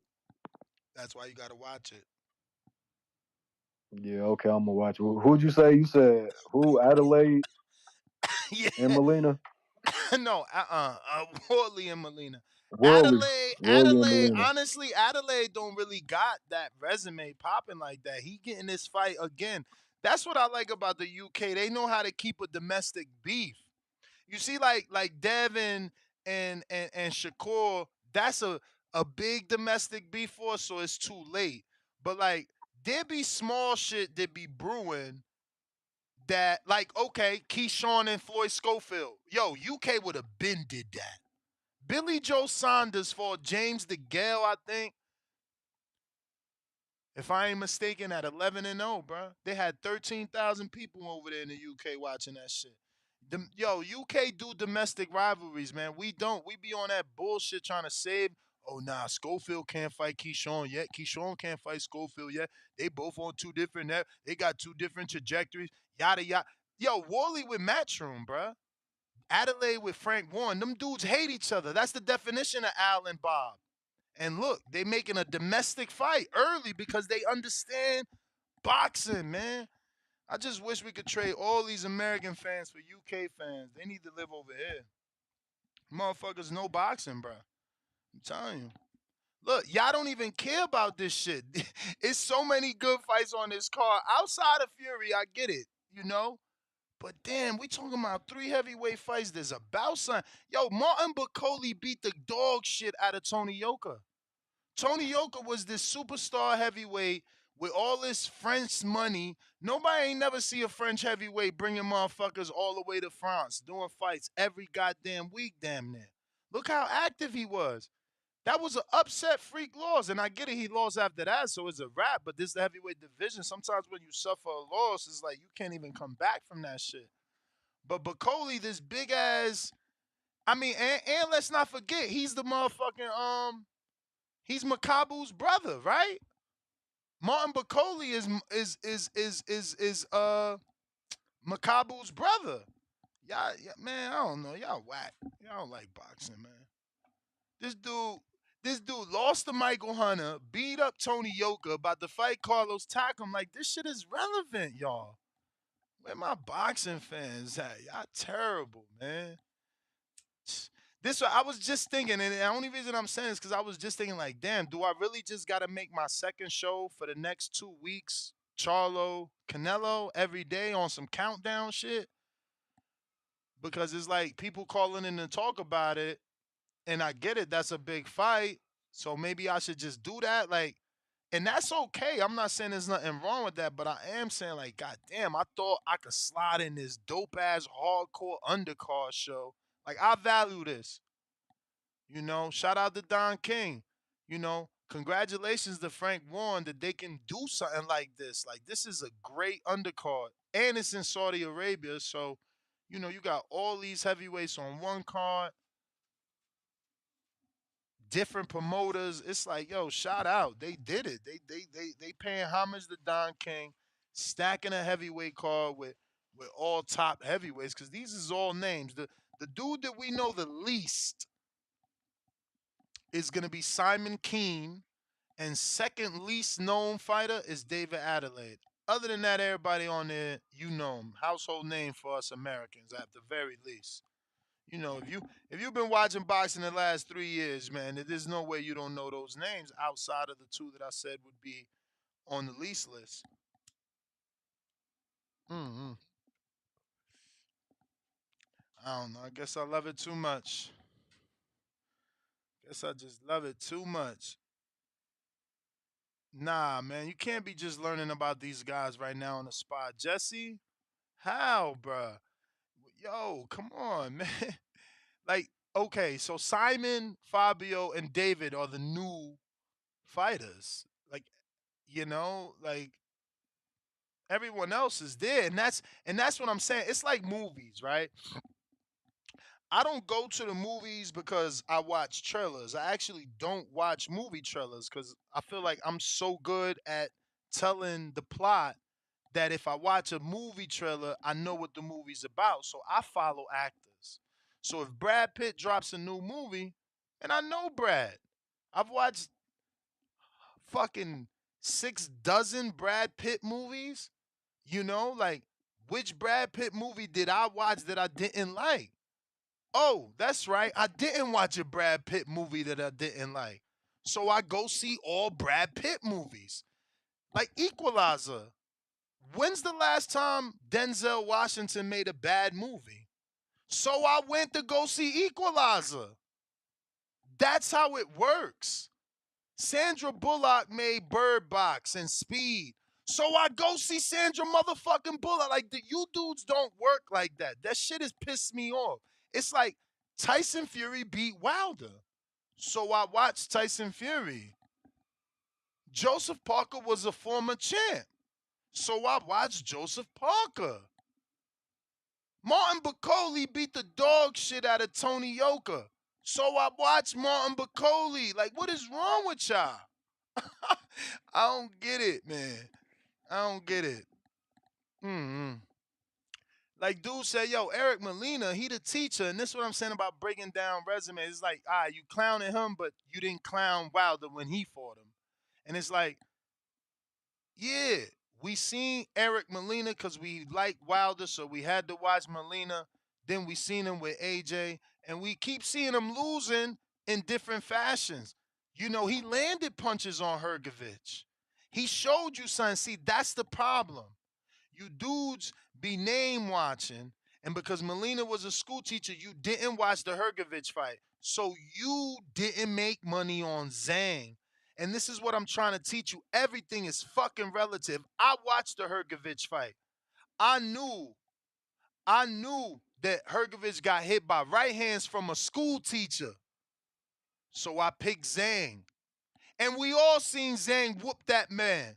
We know Zhang got robbed. We know Zhang beat Hergovich. And that's what I said. I went to Houston. I watched Hergovich spar. I seen him get tired after one round with Zach Spiller. So everything is relative, y'all. And you seen I invited Zach Spiller to my appreciation night. Because what the fuck he did in that ring? How you want to know when you did that to the quote-unquote boogeyman Hergovich? Meanwhile, you'll never hear no stories about Zach Spiller doing that to Jared Anderson, who he also spars. So again, this is relative. So when Zach Spiller fought on the zone on motherfucking Golden Boy, I watched them. You see how it works? And he got the win. And now when Zach fights again, I will watch him because he sparred Hergovich, because I watched him spar Jared Anderson and Hergovich. So I'm just saying, like, y'all gotta maybe try to take that route. Like, if you seen somebody, you already invested your time. Now, if that dude bored you, I'm not telling you to reinvest more hours into watching his fights, but if that dude didn't bore you, if Bakole's fight versus Tony Yoka was entertaining, you should be watching Bakole's fight with Carlos Takam. Carlos Takam fought AJ. What if Bakole go in there and destroy Takam in one round and make AJ's fight look like nothing? What if he beats Carlos Takam better than anybody? What if Carlos Takam upsets Bakole? Like, boxing is the only sport where, like, yeah, he's 36, yeah, he's 40, but sometimes it still don't matter. B-Hop still exists in this sport. Upsets still happen in this sport. Buster Douglas exists in this sport. This is the best sport because of that. It's kind of hard for an underdog team to win a Super Bowl. It's not hard for an underdog to get a championship fight. On that night, the sun could shine on the dog's ass and he could get the knockout punch he need. He could split someone's eye and they got to go to the cards and the fight is over and he got the win he needed. I don't know. I watched Ray Beltran fight. All his fights. Because he was Pacquiao's sparring partner. We knew him through All Access. Or rather 24/7 back then.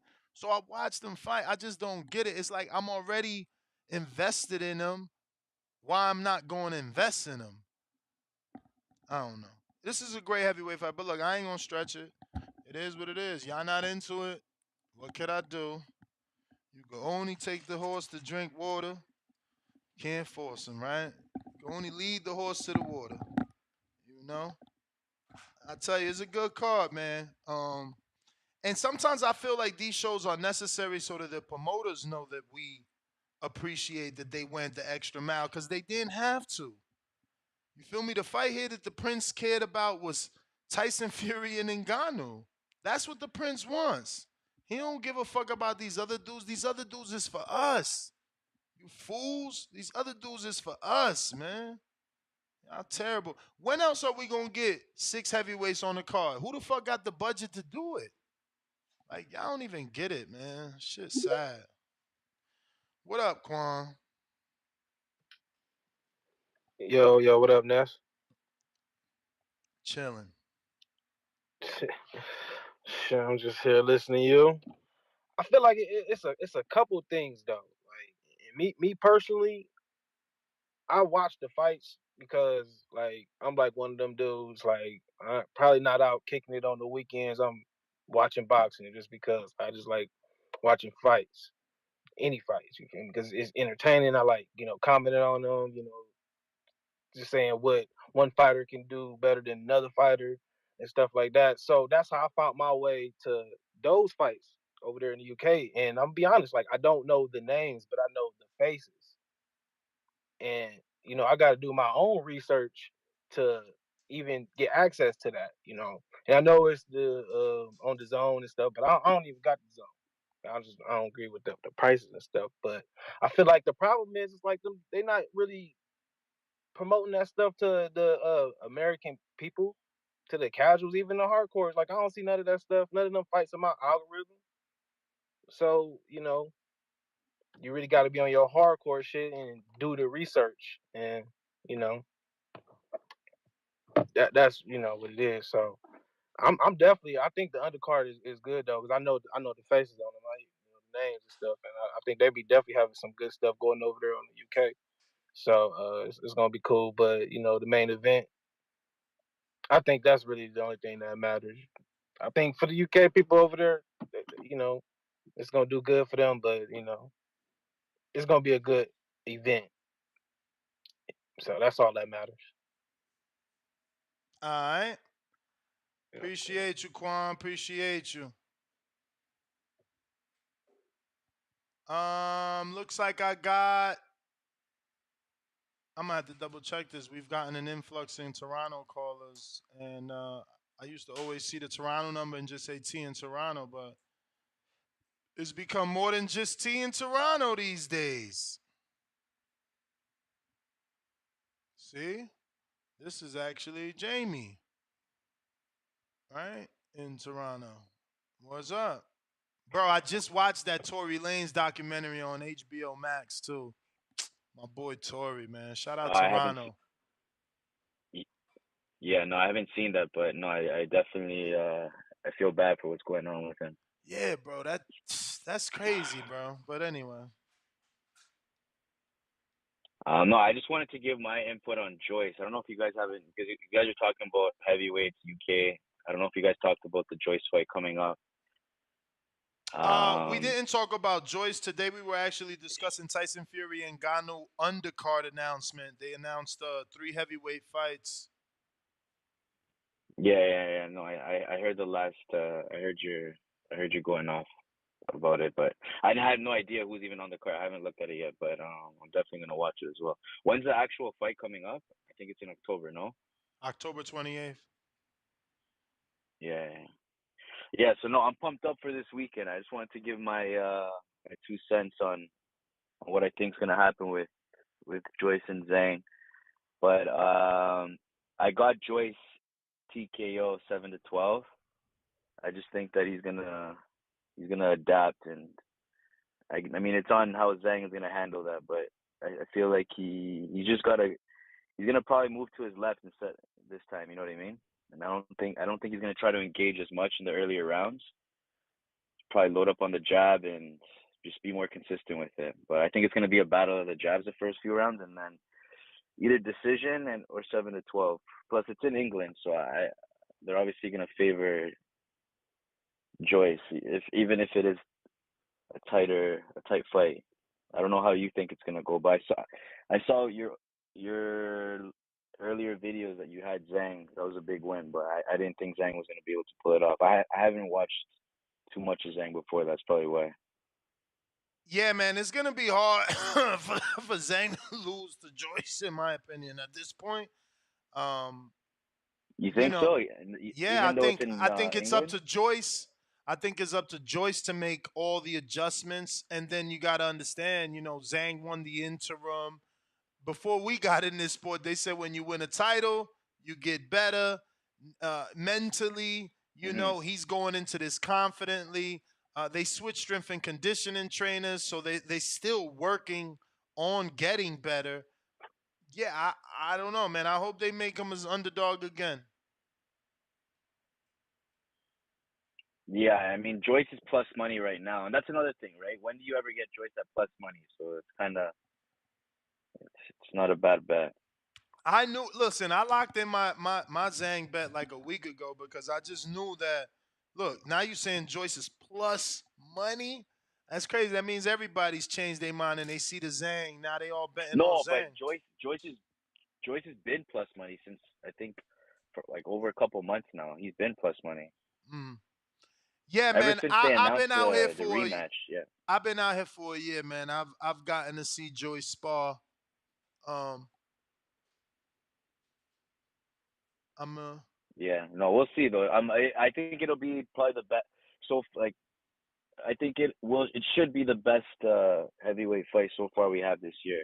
Because I don't really see anything I hope. topping it as of right now. I hope that would be dope. Say again? I said I hope Yeah. that would be dope. Yeah, because I don't know. What's the most entertaining heavyweight fight you've seen this year so far? Shit, I don't know, bro. It's hard to think on the Yeah, there spot. hasn't been too many. There hasn't been too many, so I think it could be up there. It'll definitely be up there. But we'll see. We'll see. I'll tune back in after the fight and we can talk about it. All right. All right, man. That's my call. Thank you, Have a good brother. night. Shout out. Let's see. We got Chad. What up?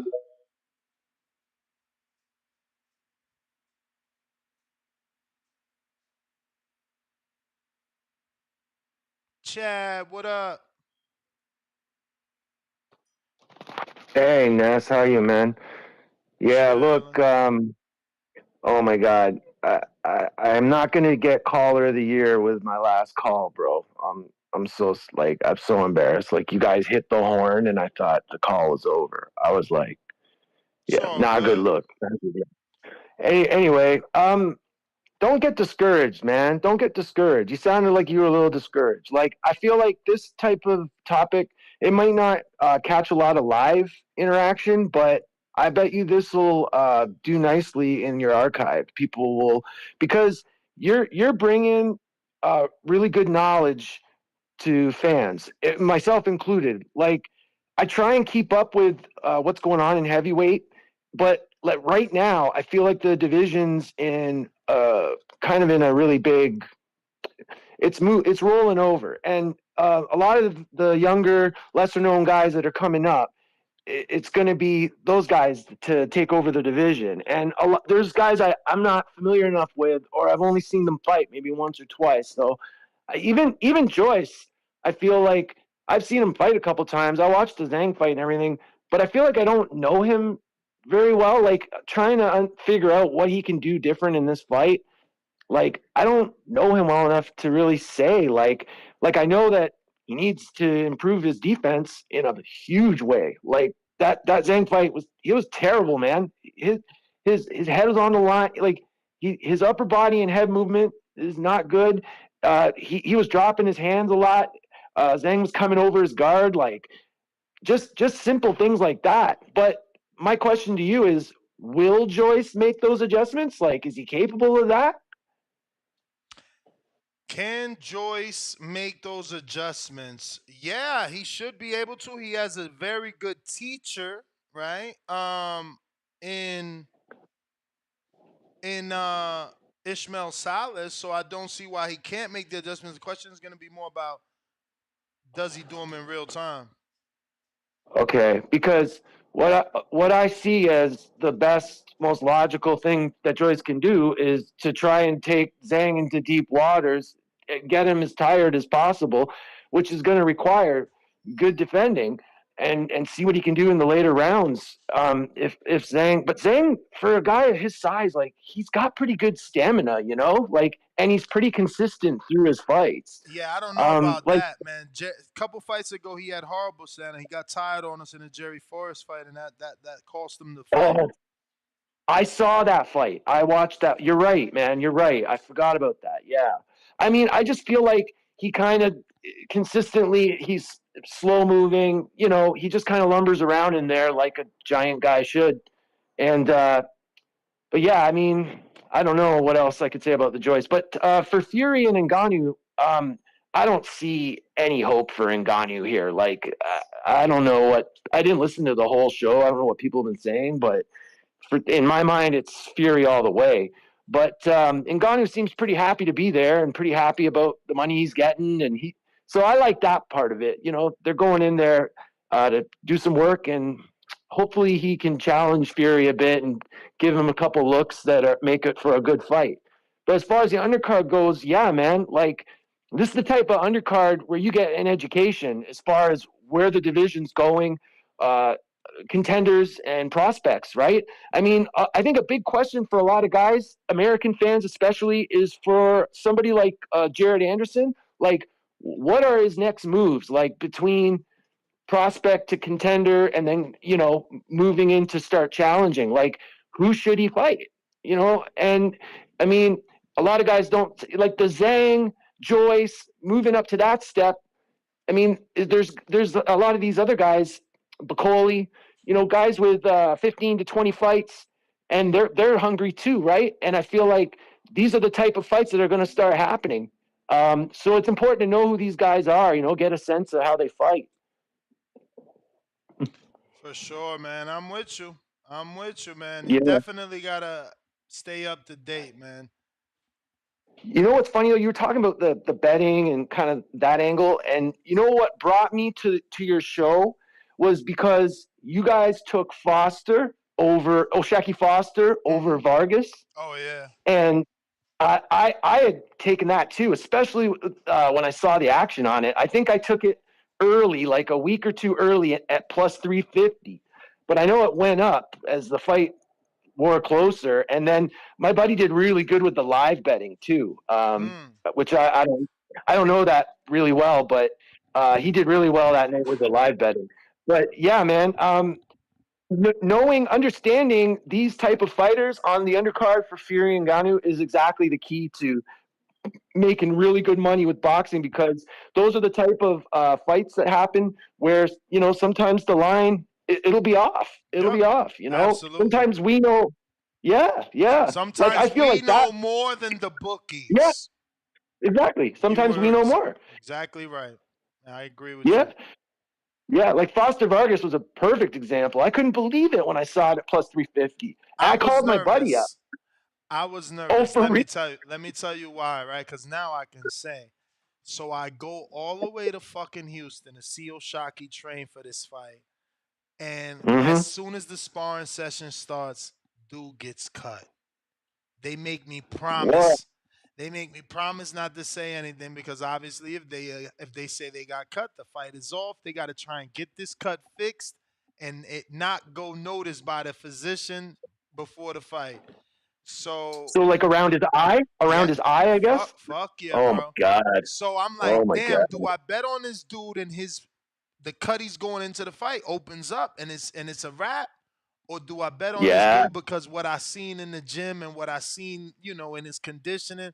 I'm like, fuck it, I'm gonna bet on him anyway. You know what I mean? If the cut opens up, it opens up. But nah, he was the cut never opened up, and he sparred Shakur for that training camp too. Like, yeah, man, it's important.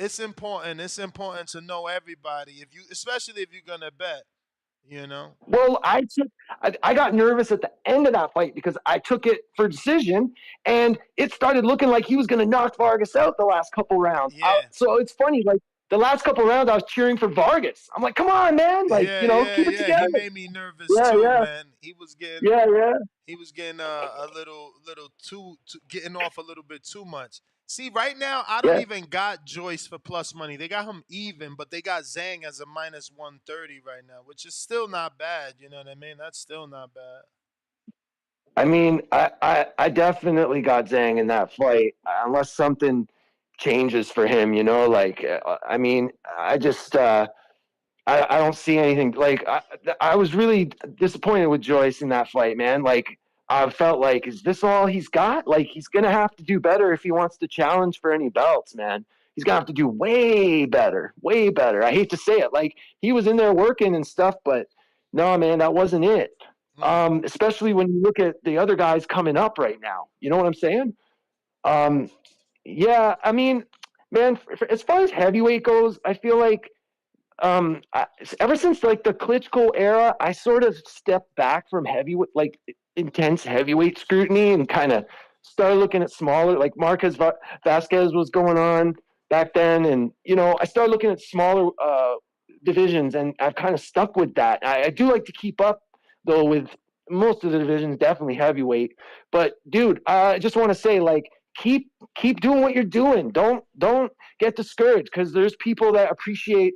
I want to know who these guys are before I watch them in a fight. Like usually that's how I discover a lot of these guys. I just watch an undercard and, oh, I like how this guy looks or whatever. And you just learn about a new guy and you start following him or whatever, So yeah, man. Yeah. Don't get discouraged. Keep up the good work, man. And I'm going to let you go though, man. Appreciate you, brother. Thanks for calling in, Chad. All right. Ness. Bye. Trees Toledo. Yo. What's up? Shit, man. Chilling. I'm just nuts, man. I hear you all heartbroken and whatnot about don't be so sad, G. It's just it's you talking about an undercard that's in October. This shit it's like the October 28th or something like this. Yeah, but it's got announced. Like this is when's the last time you got an undercard with this many names? And these ain't one-sided fights like the Tank and Hector Ryan undercard. Like y'all got excited for that shit. Listen. We got an undercard with the Charlo and Canelo undercard. My guy, you not talking about that? You should be talking about that undercard. I've been talking about that. I'm the one told you fucking Jesus Ramos was fighting Lubin. Like, what is we talking about? I announced that shit before they announced it. I'm saying. And what other fight is on that card? We don't know. We got an undercard. I'm saying you talking about an undercard. That's a money weight. We got an undercard. We got a whole fight. The Charlo and Canelo. This is a big fight, bruh. But that's what I'm saying. There gotta be room in boxing to talk about Charlo Canelo plus other news that is important. I'm trying to get to him. Let me finish. I'm talking. We still got the Hitchens. I'm just shocked. Fight coming up. I'm just shocked. First of all, you took the wrong angle. You missed the. What the fuck going on? Toledo this, Toledo that. We talking about. Let me add this up. Hold on. And we gonna get to the Jerry shit when we fucking this heavyweight. We talking about. Just let me fit. You cut me off. Let me shine. Heavyweights that could be potential opponents. You didn't think I was gonna get on your ass about having all these heavyweights on this screen and not talking no Jerry shit? Come on, now you knew better. You knew better. You knew I was gonna come in and get on. That's 8 potential opponents for Jared right there. Like this, like. When you saying, yo, Jared need a fight, well, there go 8 people right here. So it's like if we talk about this, if we watch this, they tied up. But we looking for a fight at the end of this. Ain't nobody on this shit gonna be ready for Jared by the end of this. If you watch Fabio Wardley, if you watch Fabio Wardley versus David Adeleye, and you don't say you want Jared to fight the winner, you ain't a fan. Like that's all I'm saying. What you mean? I've been calling. Whoa. You done heard me calling for the Carlos Takam. I've been calling for him for a while. I wanted him before. I didn't even know he had this fight coming up with the man's Bakole. And that's what I'm saying. That shit out. So that's what I'm saying. So now you should be tuning in because you wanted Carlos Takam for Jared, but now he's fighting Bakole. So you need to watch it so that you can want Bakole. He was gonna tune in. I'm looking for the Michael Hunter though. We call him out. I'm looking for him for the first fight of the year. And by the way, go ahead. He inactive. Oh, he inactive. Okay, They ain't okay. Well, coming hell. off a Well, draw look. that people thought he got a loss to Jerry You may Forrest, feel like it's your which is time, still relevant. but it's not your time. It's still relevant because Jerry Forrest had a draw with Zhang, and Zhang came back to look great. He did. What I'm saying is, Ness, I'm looking for us to fight. And I see that we're not going to be on the undercard of that Shakur fight no more because I see Navarrete got that occupied. So shit, I'm thinking that we probably going to get the Heisman night. If I was a betting man, if I had any sense, I would assume that ESPN would give us that, you feel me, Ain't the main event Heisman on the what? Heisman December night. 10th or February? Because I don't know You said those what? sports. What date is that? December 10th or February? Because I don't know those sports. That's December. That's December. I'm assuming Oh, that's December. yeah, That's yeah. when T.O. used to fight. When the T.O. night date. when T.O. T.O. used to date. fight. Go Yeah, ahead. yeah. No, I hear what you're saying for the T.O. date. Yeah, the T.O. day. Yeah. Boom. So yeah, I feel like they probably gonna give us that main event.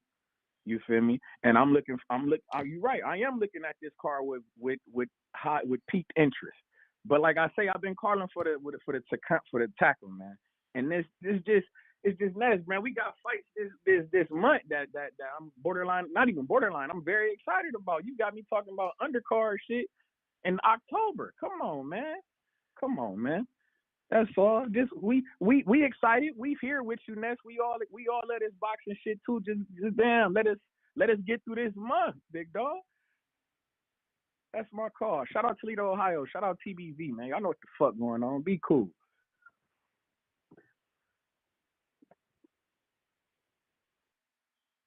All right. That is everyone. So, on that note, let me double check if got some super chats.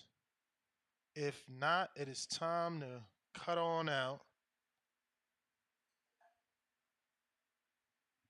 because of the lack of participation from you whack hardcores.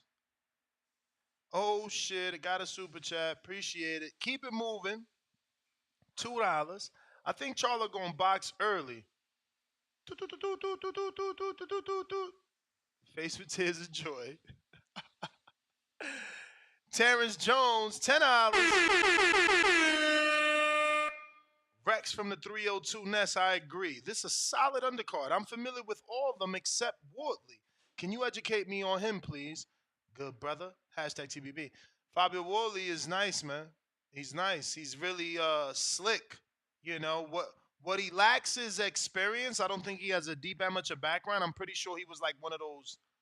You know, the UK does those things where they like, let regular dudes fight and they become shit from that. I think that's what Wardley was. I ain't mistaken. Let me see if his wiki says anything like that.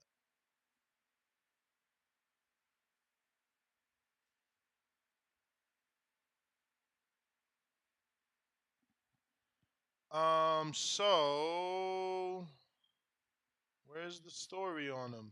No story? He was held the British heavyweight title. So what the fuck? Boxing career?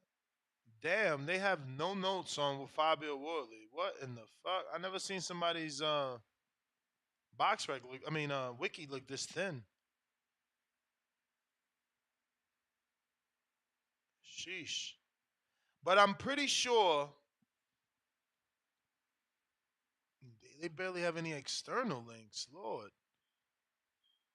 I'm pretty sure he doesn't have this deep amateur background and learning on the job.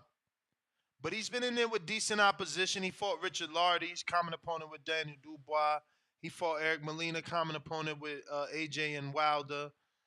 He fought Mike Polite Coffee and beat my guy, Fuck.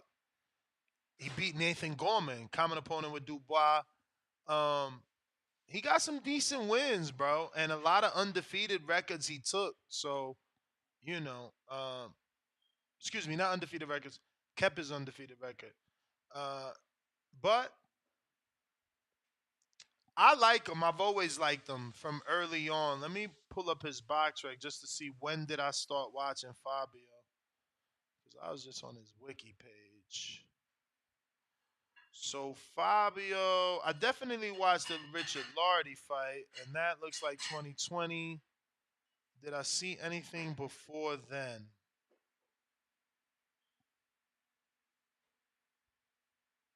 I feel like I'm lying if I said I watched anything before then, but I could have.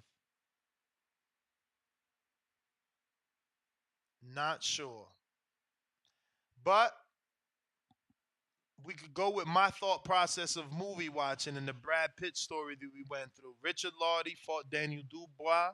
So when Richard Lardy came back versus Wardley, I watched him. See, it just makes your life that much easier. So then after that, he fought Eric Molina. I watched that as well. Nick Webb, I watched that as well. Daniel Martz, I mean, after that, I just, obviously stood tuned in. His best performances to me was Nathan Gorman and Mike Polite Coffee. You can't leave out Molina because who Molina's lost to, that's a valuable win. I like him. I like him. And I tell you, a fight with him and Jared Anderson would be interesting. Um, Wardley has 93 knockout ratio. He's 16 wins, 15 KOs. He's got a slick style. Kind of keeps his hands down like Jared. Uses athleticism like Jared. You really should watch it. Probably Jared is way more athletic and probably naturally bigger. But Wardley's listed at 6'5". He's not small, but he certainly got shoved to the ground quite easily by David Adelaide the other day. And I'm gonna be locked in, man. This shit, I'm happy for it. Troy in LA, right? No, shit, wrong number. What is this? This is okay. We got ourselves a new number then. Let me do this the right way. Double check. Yup. New number. All right. So Baltimore, who's this? Where you calling from? I'm assuming Baltimore, but What's up, Nath? You hear me clear? I hear you clear. Who's this? Where you calling from?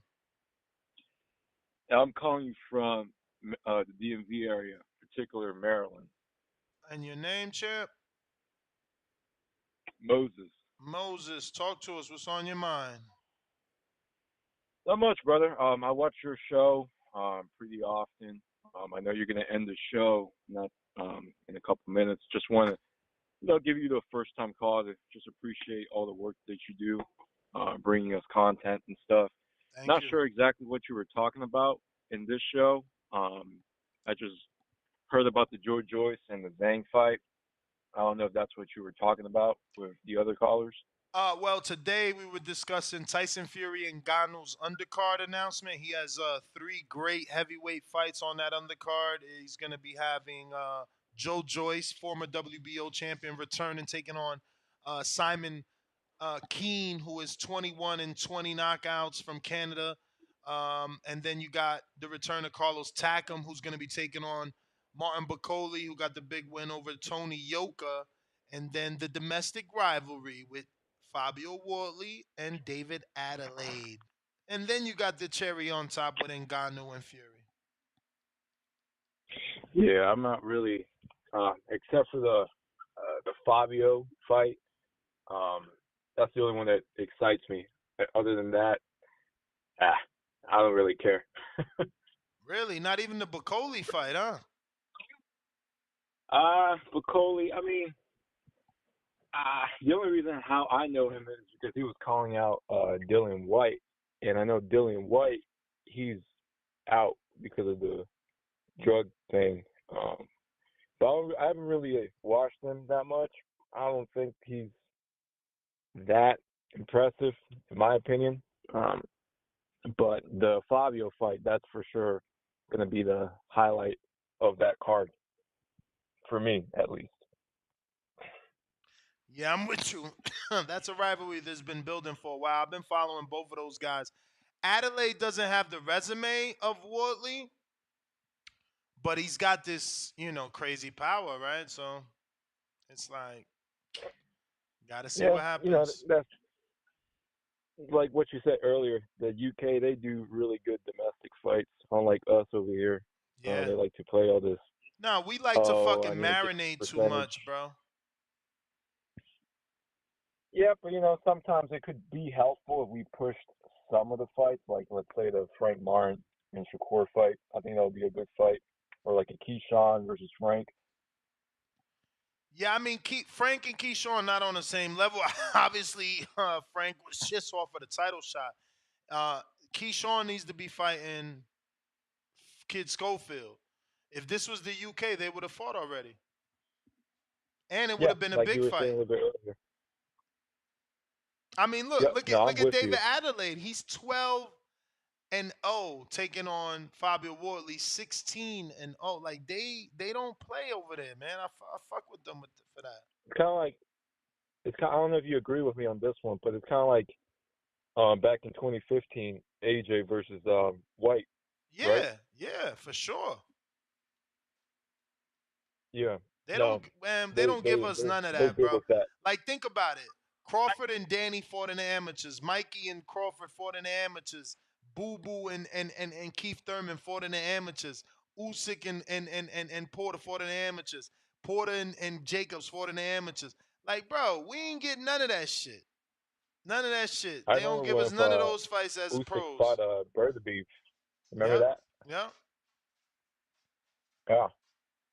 No, I'm a big boxing fan. I also train up in DC as well. I'm like 20 minutes away from DC. I train at a gym called Urban Okay. Boxing. I don't know if you've heard about that. Nah. Any pros out of there? No, not really. It's a little small gym up in DC. I'm only 23 years old. Oh I've always wow. wanted to You sound go older. full in boxing. What was that? I thought you were older. No, man. I'm 23. I started boxing like around 17, 18. Um, and I'm super disciplined. I literally like don't drink. I don't smoke. It's kind of like Crawford, literally, because he's a gym rat and he does like a lot of weights on deadlift. I have like videos and stuff on my social media stuff. Um, and I'm always like contemplating and competing and stuff. So that'll be something yet, in a couple months or in a year that you might hear from me on that. Nice. Well, we'll be tuned in, bro. We'll be tuned in, and if you take it pro, we'll be watching. What weight division? Well, right now I walk around 154, 160. Um, so probably if I were to compete, probably I would say 147. Because Nice. I wouldn't want to cut that much. I want to be healthy and make sure I'm strong and stuff. I've been to I don't know if you been in Maryland, but I've been to Tank's gym Upton Boxing. Yeah, absolutely. I've been there. M2 Barry Hunter's gym. Excuse me. Whoa. That dab hit hard. I've Yeah. been there and to Barry Hunter's gym in Maryland, Yeah, in no, DC some good area. guys there. I don't know if you know Lorenzo Truck Truck Simpson. Simpson, yeah, for sure. Yeah, all those guys down there, some good people down there. But I'm gonna finish off by saying, I keep watching the show, keep doing your thing, and I'll be making sure to give you a call more. This is my first time calling you out of like how many months I've been watching your show. I feel like I'm doing a Appreciate it. disservice. Appreciate it, man. Thank you, man. Yeah, continue to call in and get your friends to call in. Put other boxing fans on. Not everybody knows that the Breakfast Club of Boxing exists and that we rock out every day, twice a day. Remember, 9 a.m. Eastern, 6 a.m. Pacific Standard Time, and then we're right back at you at 7 o'clock Pacific. Excuse me, 7 o'clock Eastern, 4 o'clock Pacific.